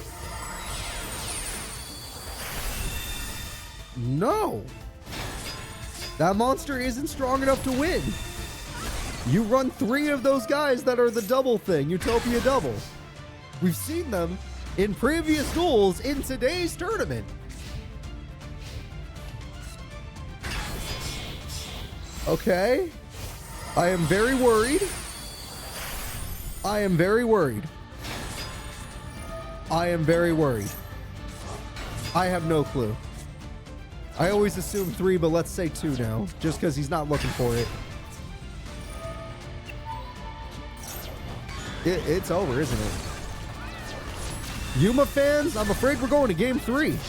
Unless Yuma top decks a freaking hero card. And I ain't talking about Avion. It's over. Emergency Academy, help us! Yep, I think we're gonna call this one. Oh yeah. Mizar is about to take game and take Yuma to game 3. That is it. Mizar is trying to prove to everyone the Barians don't need help. They can defend themselves. And God, I hope they're right, because those top 4 opponents are not going to be easy. Alright, this is it. Okay, he has the spell card at the very least. The opponent has a better start, though. Oh, I forgot the enemy's dumb on turn 1. You got him, Yuma. Yuma, he's so dumb on turn 1. This is all you, bro. This is all you. That's right, you destroy both levels. Okay, well, destroy. As long as you destroy one of them, it's all good.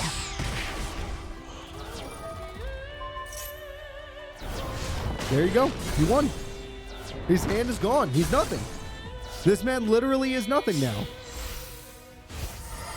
It is going to be the easiest win you've ever had. Utopia double. Let's freaking go. Double or nothing. Let's freaking go. Utopia Beyond. You don't usually pick that. Not today, or not in this duel anyway. It might be gone. It might be going to the Beyond realm. Interesting. Alright, what could your top deck possibly be? You have Call of the Haunted, but it's not really enough. A 2k beater means nothing to Yuma. Yuma is about to embarrass you. Yuma, show him what you're made of. That's right. Sure. Are you sure about that?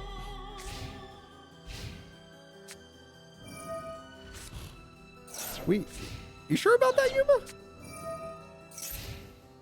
Well, at least you got him to end the battle phase. That's all right.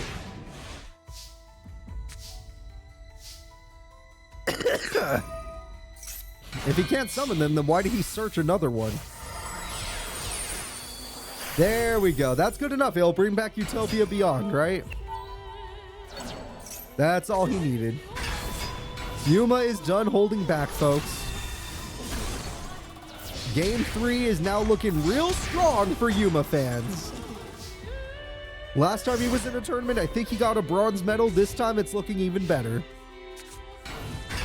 That is super sad if he had to do that.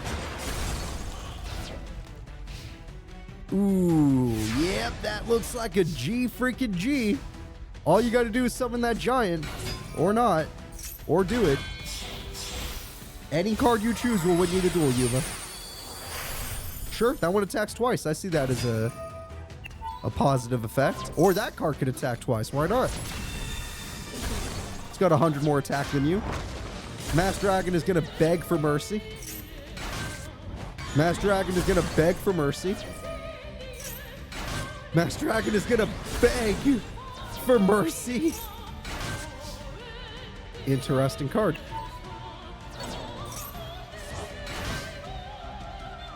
Okay, well, this is it. Mizar, last play, make it count.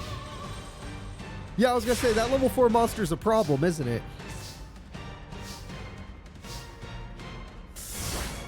Ah, that's a problem. It's buying him time. He's trading in. Oh, no, bro. That's not good. Although, wait, he left a monster with 100 attack in attack mode. He misplayed. It's over. Even with rank up magic, which is really cool, for the first time in today's tournament, he has summoned Neo Galaxy Eyes Tachyon Dragon with 4,500.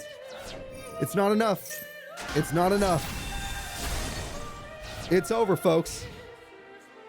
That is going to be a GG. There's nothing you can do.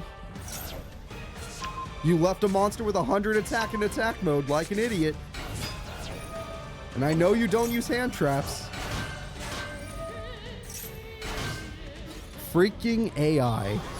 GG. Even though he could have won, he misplayed. And by the misplay, the winner is Yuma Tsukumo. All right. That is the end of the duel, folks. We are now going to be moved. Oh, wait, no. There's still one more top 8 battle. Every top 8 battle has been pretty intense, which is why it's taken a long time. But there is one more. And both of these characters have different endings. So, let's see which one we'll get. Are we going to get Mr. Ray Shadows himself? Or are we going to get Zane Truesdale? Ray really shocked us today, defeating the mighty Yako. But maybe it was just a fluke. And Zane is no joke. Zane has always been a pretty damn good duelist. So I want to believe Zane has this duel.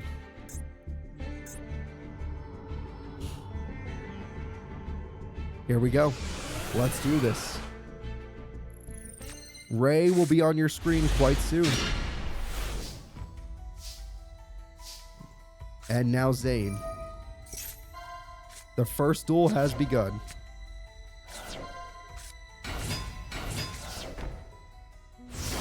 Okay, a little unlucky with the rank up magic in hand. It sucks when that happens, but hey, what are you going to do?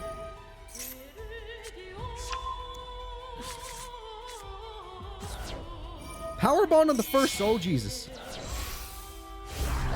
I think Zane's trying to win right now.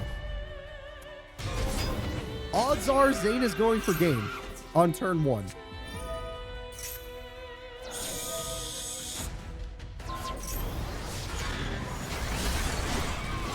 He was unable to go for game. but the enemy AI messed up really badly. If he had allowed the attack to go through, he would have won. He would have won. Ray ruined the game-winning play and has lost the duel. Ray would have won the duel if he had not used Uragito's effect. GG, baby. We're going into game 2. This might be the only top 8 match that will not be slow. Zane, you got lucky. You got very lucky.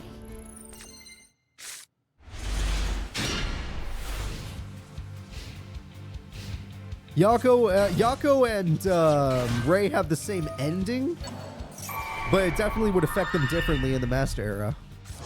Yako would have taken over a company if he had won. Ray would have gained favor with Seto Kaiba if he had won, and maybe got some real information. Alright, make sure you normal summon that Mandragora. Do not special summon, normal summon it. Are you serious? Are you serious? Now you feel like being the worst AI ever? Now that you've already beat the freaking Yako Tenma, you're just gonna be the worst dude ever. Ooh, you know how to push my buttons, I'll give you that. Enjoy getting pierced to death by Cyber End Dragon. Well then. It's funny, but that TT might matter later in the duel. Not right now, but later in the duel.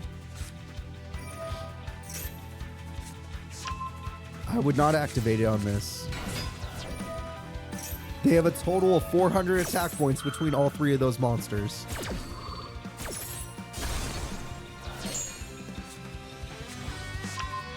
Now you're going to wish you kept that. Alright, 400 attack goes through. Yuma's feeling the flow, Ray's feeling the throw. Obviously so. You are right. And you special summon that, even though normal summoning would have been more beneficial to you in the long run. I guess that's fine as long as Zane does not draw a monster card.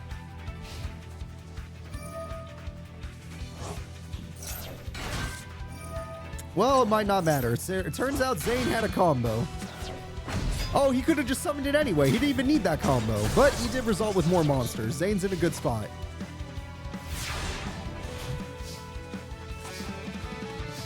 Yeah, that is a good trap, but only if Zane goes a little too hard.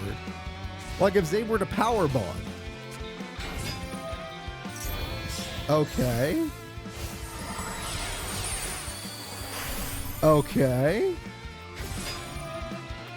I'm not seeing a power bomb play, so should be fine. Yeah, Zane's got this in my opinion. He's got infinity for crying out loud. He's not going to win right now. He'll get one more turn. Dimension Wall will do its job. Oh, no, it won't. Wow, I could just say no.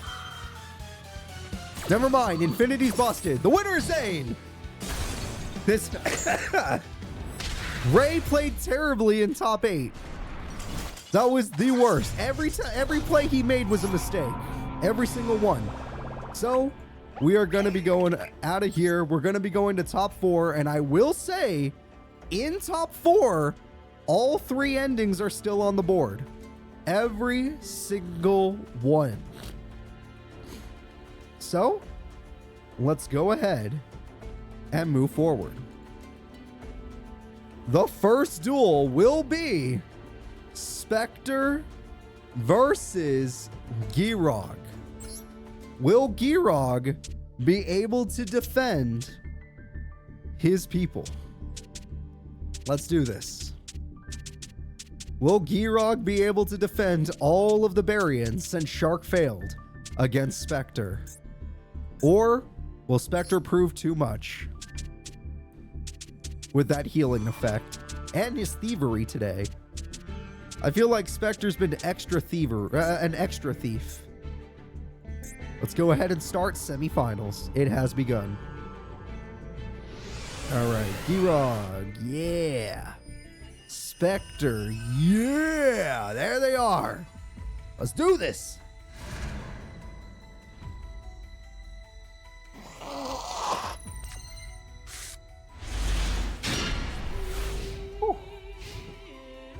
Alright, we're good. And we got ourselves 2 trap cards. That is A-okay. Trap Tricks Murmello comes through. The attack goes through and it fails. Spectre's monster is very tanky. I don't know if his Transmigration Prophecy is even that good against this opponent. That is a very easy early Raigeki in my opinion. And it turns out Transmigration Prophecy can do something to the opponent.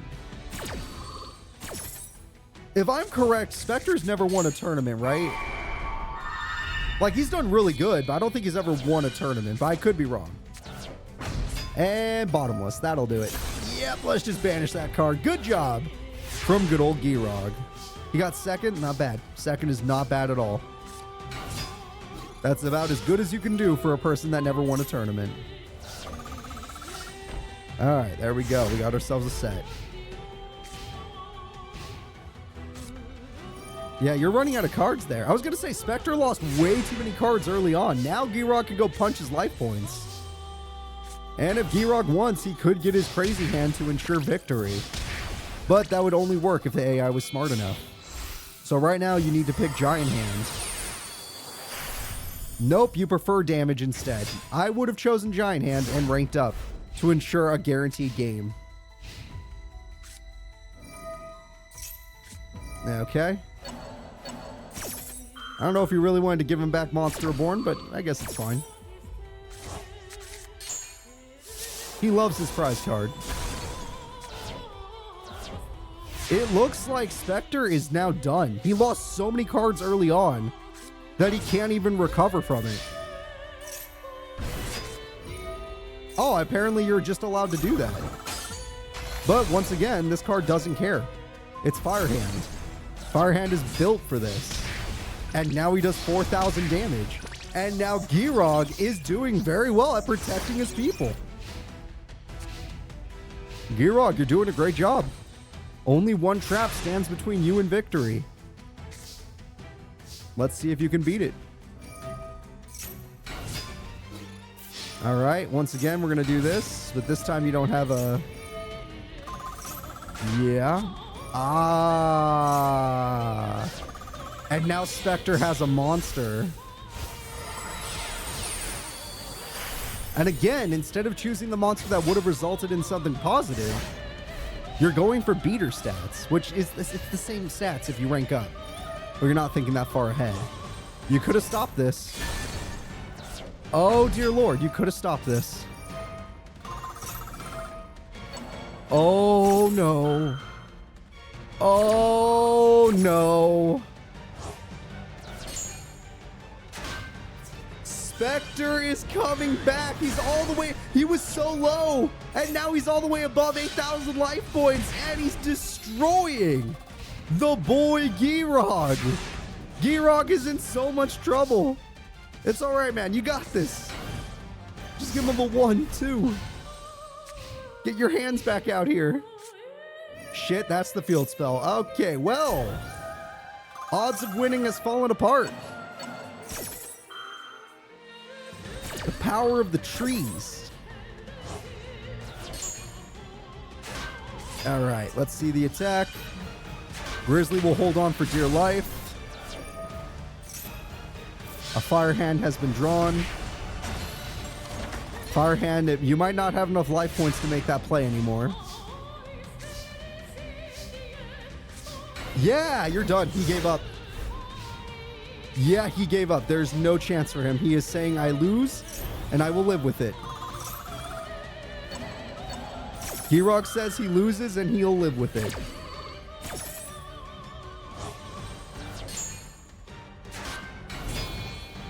And we got a Synchro Summon. Seems like overkill, but sure. Circle of the Fairies is a burn card, so and a heal card, so why not?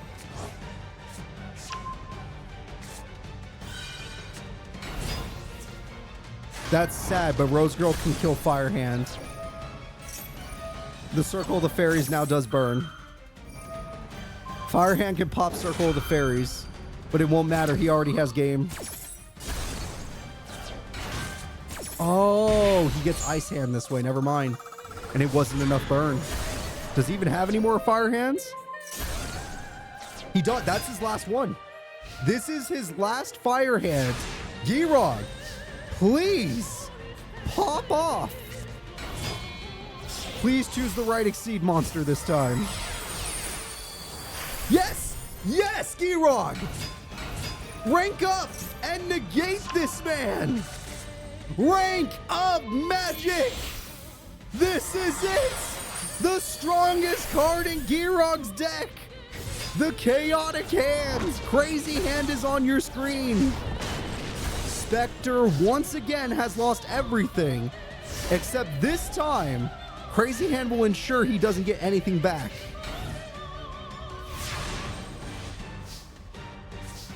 Alright. Mother Grizzly is also here. He will ensure you get nothing back. All of that healing, and it will be for nothing. Another Giant Hand. Why not? Why not? You got plenty of attack points. It's good. And no one can activate spells, so it's fine. Girag is doing good. He's got all the hands he could ever want. Yes. Very nice. Yes. Very nice. This game one is insane. The only way that freaking Spectre can win is with a graveyard burn effect. That is the only thing I can think of. Okay, there's a second way Spectre can... Oh, no, it's over. It's over. It's over! Girag with the comeback! Girag has done it! Girag wins the first fight! And Spectre, one more and you're out of here. Holy crap, was that close. That was insanely close. All right. That was close. Holy crap, was that close. That was duel one. It just was very back and forth. It took forever.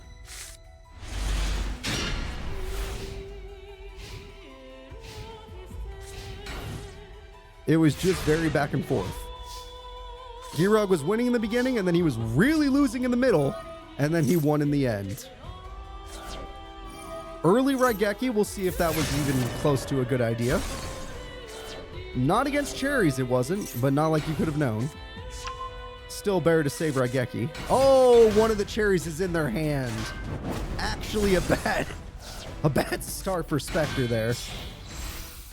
All right, we got two Prominence hands. Put those together, they handshake into Gem Knight Pearl.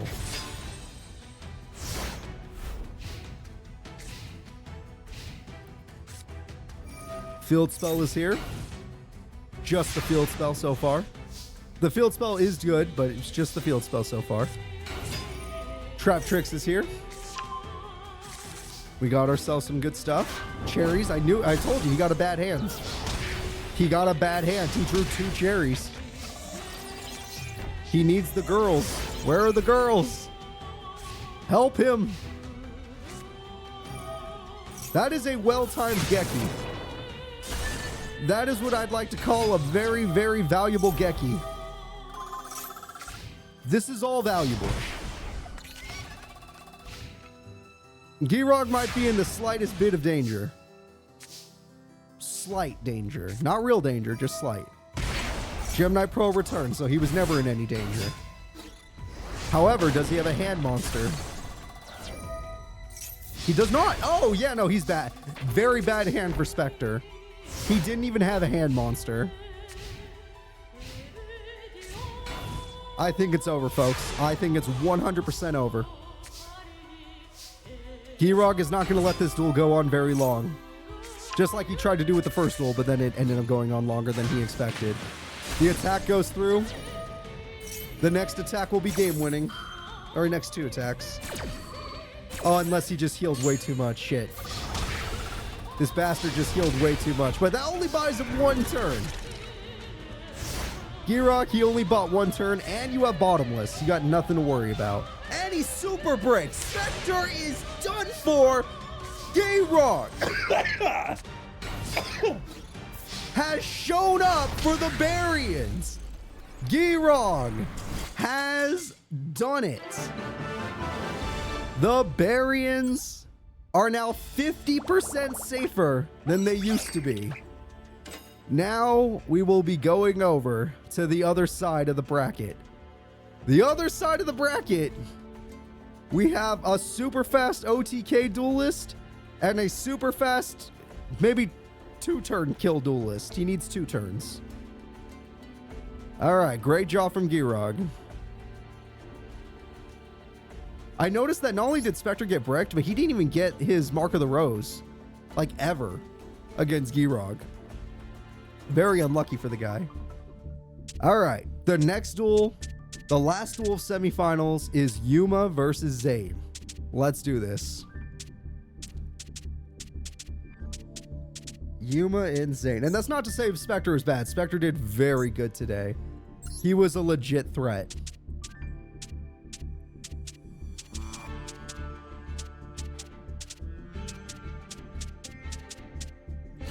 All right, here we go.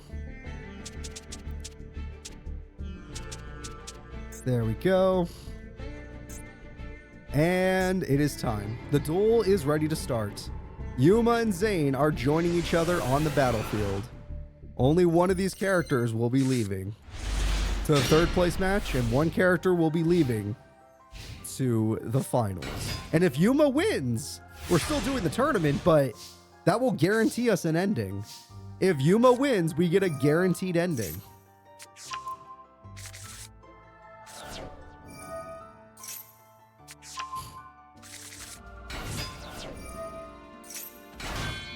Okay, pretty strong start.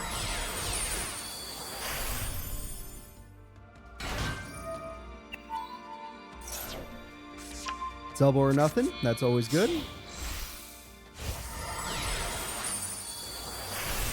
Utopia basic, it's still a 5k beater, that's plenty for Zane.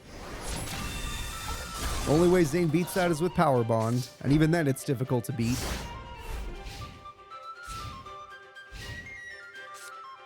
Harpies is nice. I swear double or nothing normally does get popped by something. Why would you get rid of Cyber Valley?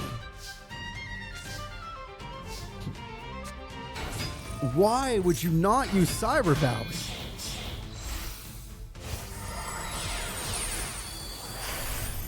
Go, go, go, Goliath. He's somebody. What the fuck? What the? What? What is happening? Okay. Sure.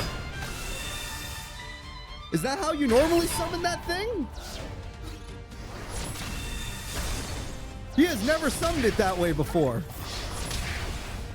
Sure, we'll take it. Whatever you want, man. It's all you. Utopia Kaiser to Utopia Beyond. Zane, you lost. You can give up now.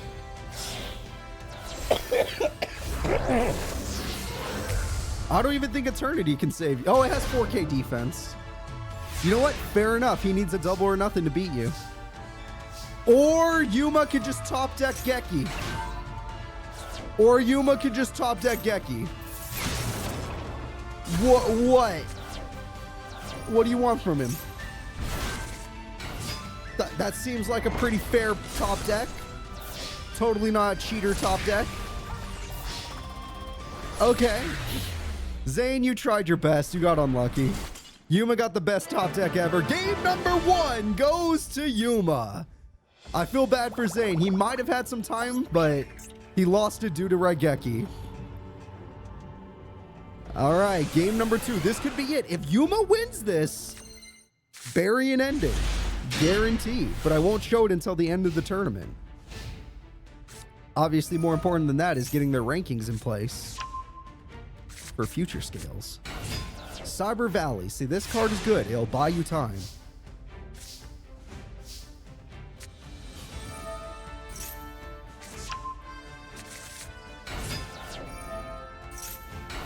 Yep, every deck only has one Gekko, one Harpies. Although there was a time I think Mai had 2 harpies.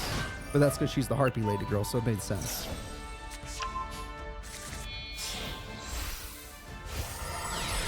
One Yeki, 1 harpies. Oh, that's 6,000 attack. That's pretty good.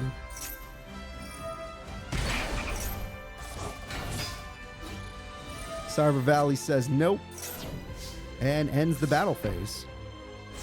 Can't double or nothing if the battle phase just ends. Harpies, again, double or nothing keeps getting popped. Trey is going to have some backup, but 6k seems like a lot. That does defeat 6,000, I will admit. Power Bonds! Oh my god, were they both Cyber Dragons? They were, it's over. It's over. GG. G freaking G. It is over. All right. Zane Truesdale is in game 3 now. That OTK potential has been useful since the very 4th tournament where he was introduced. Let us go. This is it. The winner of this advances with their possible ending to Grand Finals. Zane's ending or Yuma's. Zane's ending, if you guys are curious, would be considered the weird ending. And the weird ending, I will say, results in a pretty major thing. Pretty major tournament. Whereas the other ending, it has another kind of major tournament, but it also will just be interesting for lore reasons. Okay, that's good. Well, both are going to be in the long run. Hot agreed.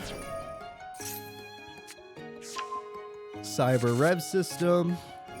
Power Bond very early. I can see this being good if you could have another monster to kill them. Okay, yeah, fair enough.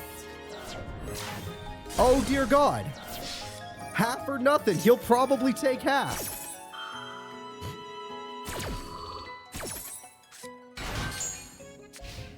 Nope, he chose not to take half. Which means you have advantage. Yuma, his life points are decently low. You have it. He has field advantage, but you have life point advantage. You know you can get bigger than 56.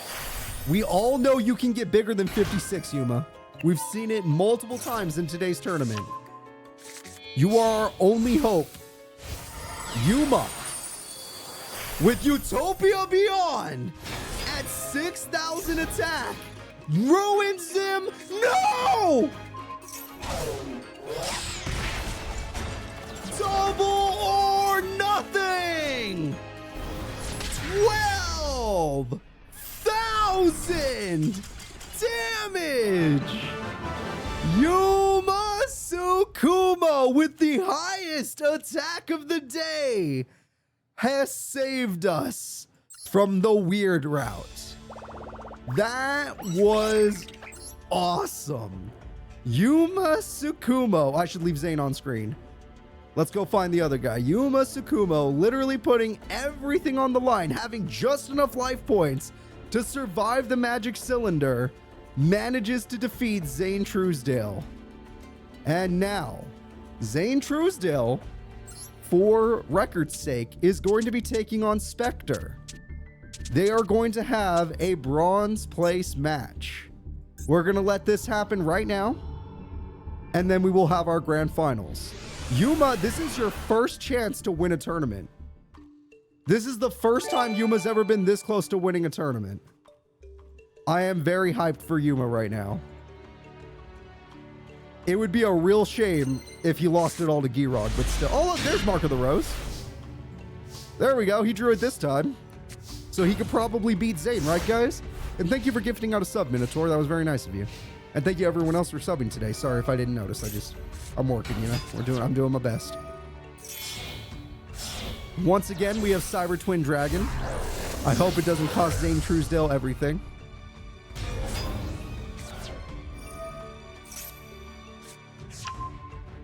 If he's not careful, this could cost him the whole duel.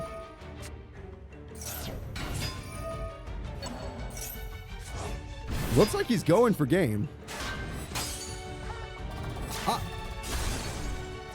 I think he wins. The winner is Zane. Game 1, turn 1, turn 2, whatever. That's an OTK. Zane Truesdale, everybody. I hope you enjoyed. That was very nice of you. Thank you. Now let's go ahead and get into game 2. Apparently, the bronze place breather match is not going to give us much of a breather. We're going to be in and out of this fight real quick, and we're going to be moving into grand finals at this rate. I don't remember what Zane got in the last tournament he was in, but he's looking like a bronze medalist right now, which is really good in Master Era. Probably doesn't feel as good in other things, but in this series, that's very good. Hell, even top 4 is technically good. If you get 4th, you did fine. All right. You don't have your Mark of the Rose this time, or your spell cards. A little unlucky. Hey, the Bernard comes through with a bunch of gift subs, and I thank you for that as well. That is super kind of you. And the Rose Girl comes out. However, it looks like Zane feels like fusing. What is he making? Wouldn't that just throw away the guy you just... Oh, I thought that was going to be something else. That is a big card. All right, 2,800 is definitely going to do a significant amount of damage. He got 2nd. That's pretty damn good. Zane Truesdale, everybody. He needs to be upgraded. Eternity is going to be ruined and heal the opponent. But the question is, can Spectre defeat Eternity?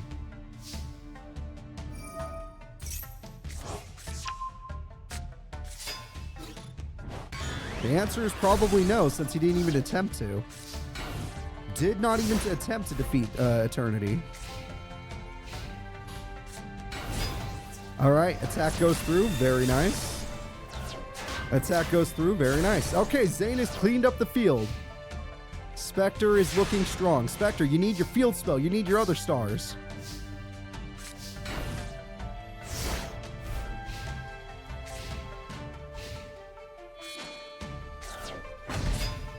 Cyber Dragon goes through. Cherry will save the day. Cherry buys him a lot of time, but at the same time, does he even need that? What he really needs is a field spell or a continuous spell. Even a continuous trap would help. That seems like a misplay. The Zane Brain is back. It took forever, but it looks like Zane Brain is coming back to the station, everybody. Yup. There he is. We haven't seen him in a while. Mark of the Rose comes through. That is for game. Oh, wait. He can't stack multiple times. And we got a trap card. And we got Rose Girl. And you can tribute summon, can't you? Synchro might be better. Who knows? The Zane Brain might have cost this man game 2. He got his boss monster. There's the sweet one. And the sweet one gives him more cards that he desperately needed. And you just tributed. What the fuck? Did you just get rid of her? You didn't just get rid of her, right? Like, that was... I didn't see that. Clearly, I am just not seeing things the way they're happening. Oh, they can just bring her back? Is that what it is? No, that did not bring her back. What do you... Okay, that's fine. It's fine. Surely he has a reason. Surely.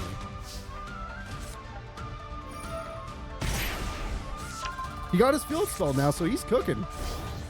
The man is cooking. Harpies guarantees that he has nothing to worry about. Zane, oh, it's over. We're going to game 3.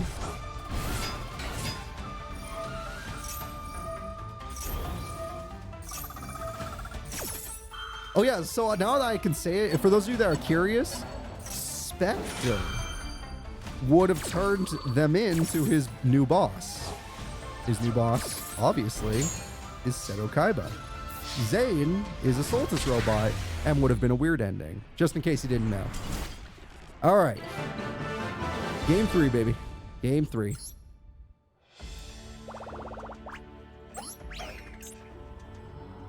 All right. This is it. Final fight.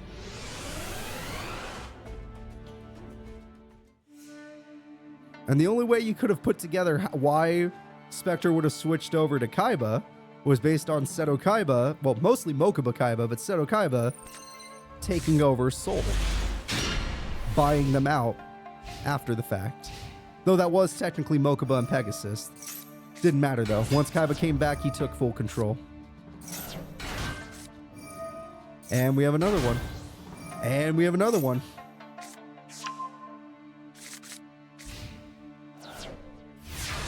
No characters would have died today.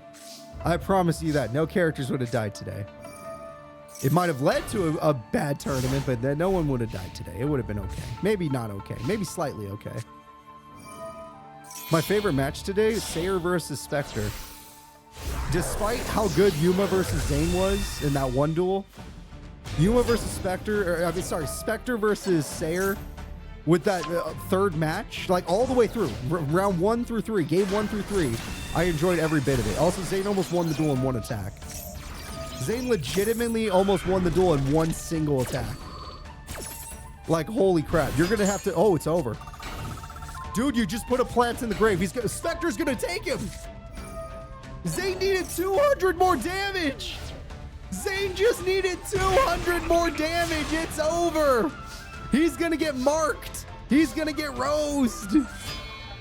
You can feel it. The thievery.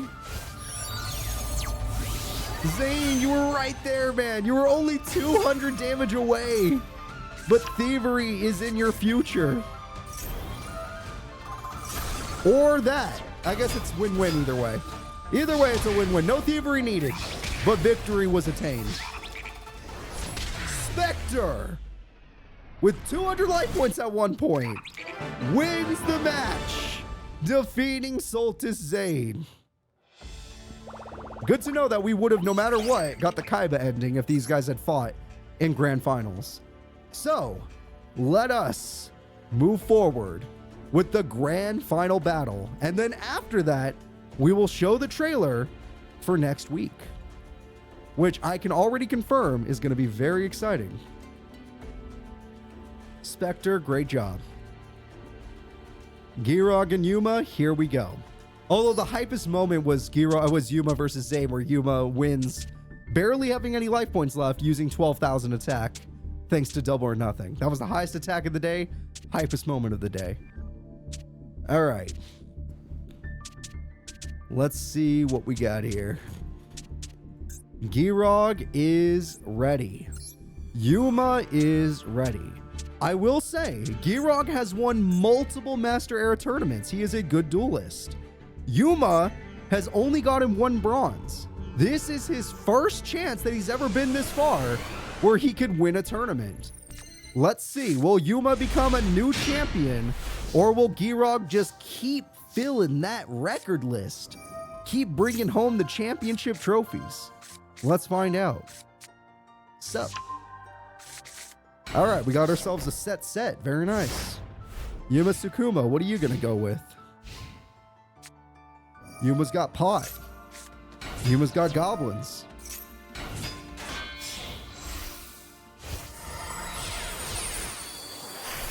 Utopia Double, a very powerful card. It's gone. All that work for nothing. Yuma is left wide open.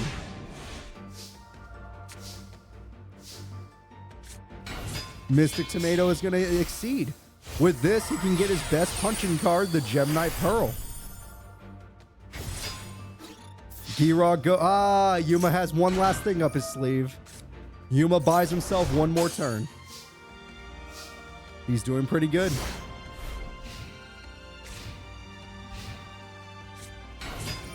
And we got a giant to bring back the other card. Yuma's going to need to exceed if he wants to make a play work here. He could double exceed, mind you.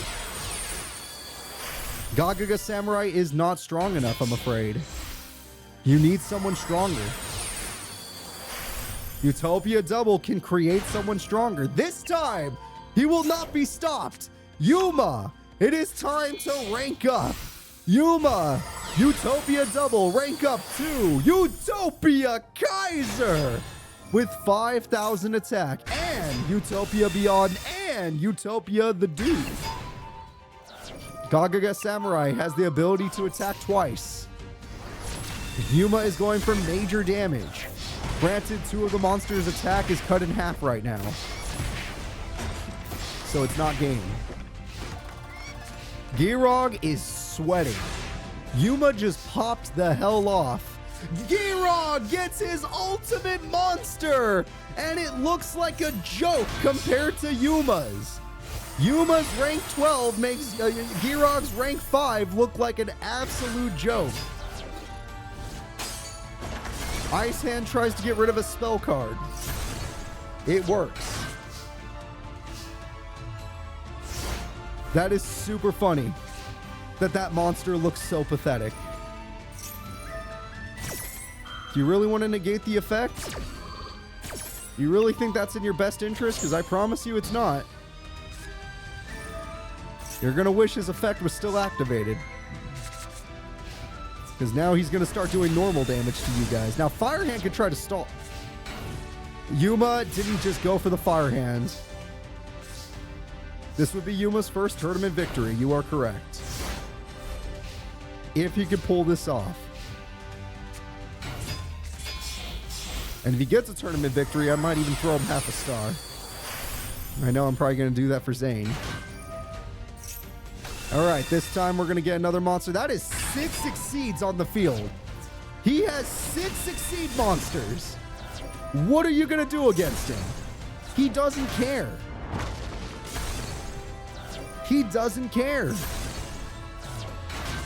He doesn't care. He has 6. Well, he had 6. Now he has 4. I don't even think you popped the right one. You're running out of arms there, buddy. That's your last one. That's your last hand right there.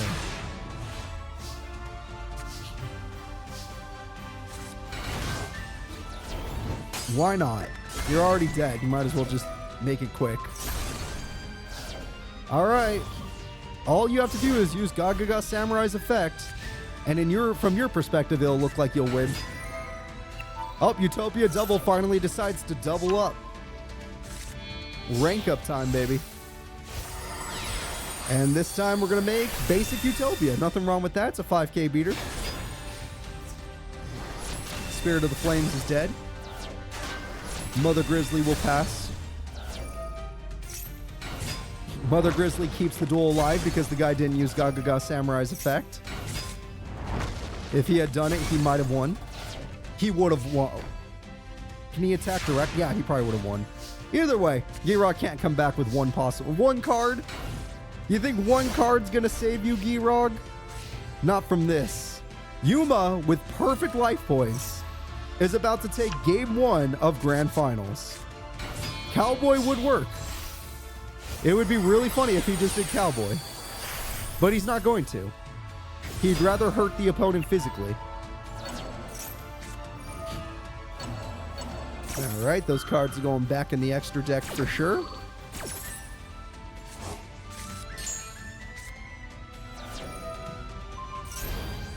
That at least still buffs you. Mystic Tomato, even if you do your effect, you can't save you.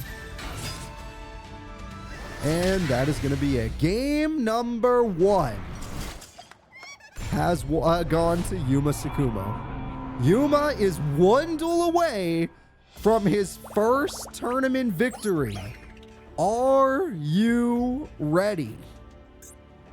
Will Yuma be able to pull it off, or will Girag get proper traps, which he had in the beginning? He had 1 trap, he stopped Utopia Double, but it turns out he needed more than that. If he just had more, he would have been able to win that. A little bit.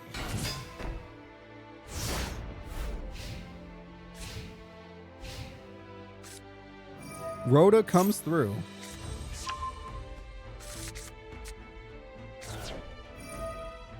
Alright, he's got his Utopia cards. Pot of Greed is here. He can now exceed no problem.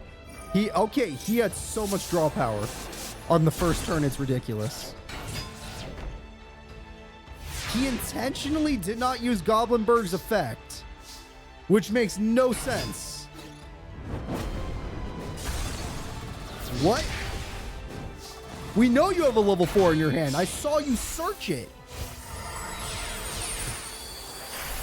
He's baiting the fans more like it. Yuma, do something. This ain't right, man. Sure, another onomata pickup, whatever. This is part of the plan. What I'm watching right now, according to you people in chat, this is part of the plan. Does not seem like an effective plan to me, because now you have to do a bottomless.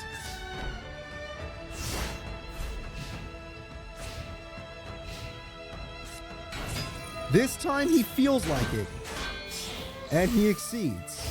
Which means he's going to lose his exceed immediately. Except not that one, the other one. Unless the monster he summons cannot be targeted.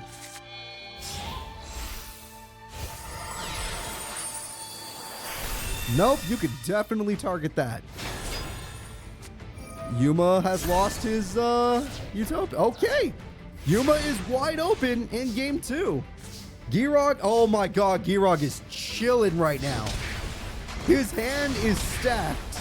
His field is stacked. And Yuma is sitting there like, I think I'm gonna lose. I'm in danger.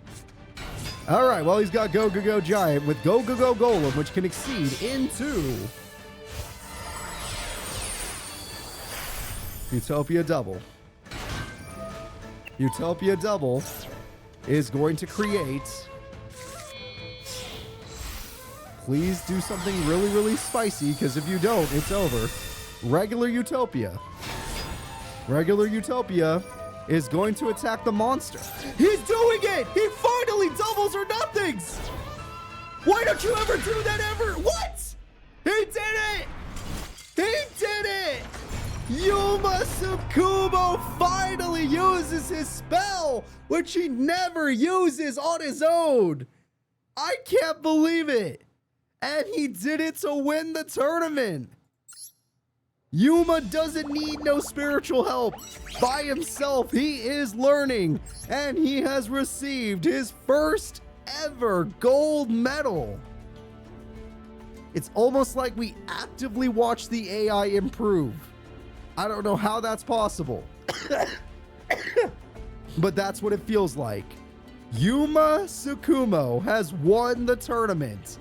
Yuma is now one of the few people that can say they have a tournament win. So let's go ahead and let's end this off. So before I say anything else, we're going to take one last look at our bracket, and then we're going to get to our trailer for next week and our ending for today. Yuma Tsukumo. First place, Girag, amazing showing. Second place, Spectre, amazing showing with that healing. And Mark of the Rose, third place. Zane Truesdale, as always, quite good. Fourth place. Top 8 goes to Joey Wheeler, who did really good. Ray Shadows, who shocked us and then did really bad. Mizar, who did really good for him.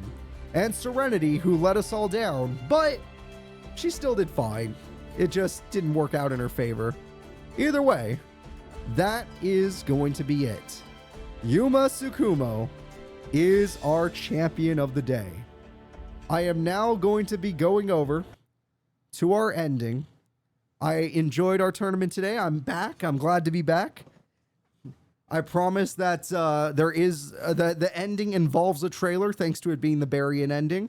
We officially got the Barian ending, and I'll see you all next week. I hope you guys can make it next week, same time. Bye-bye, everybody.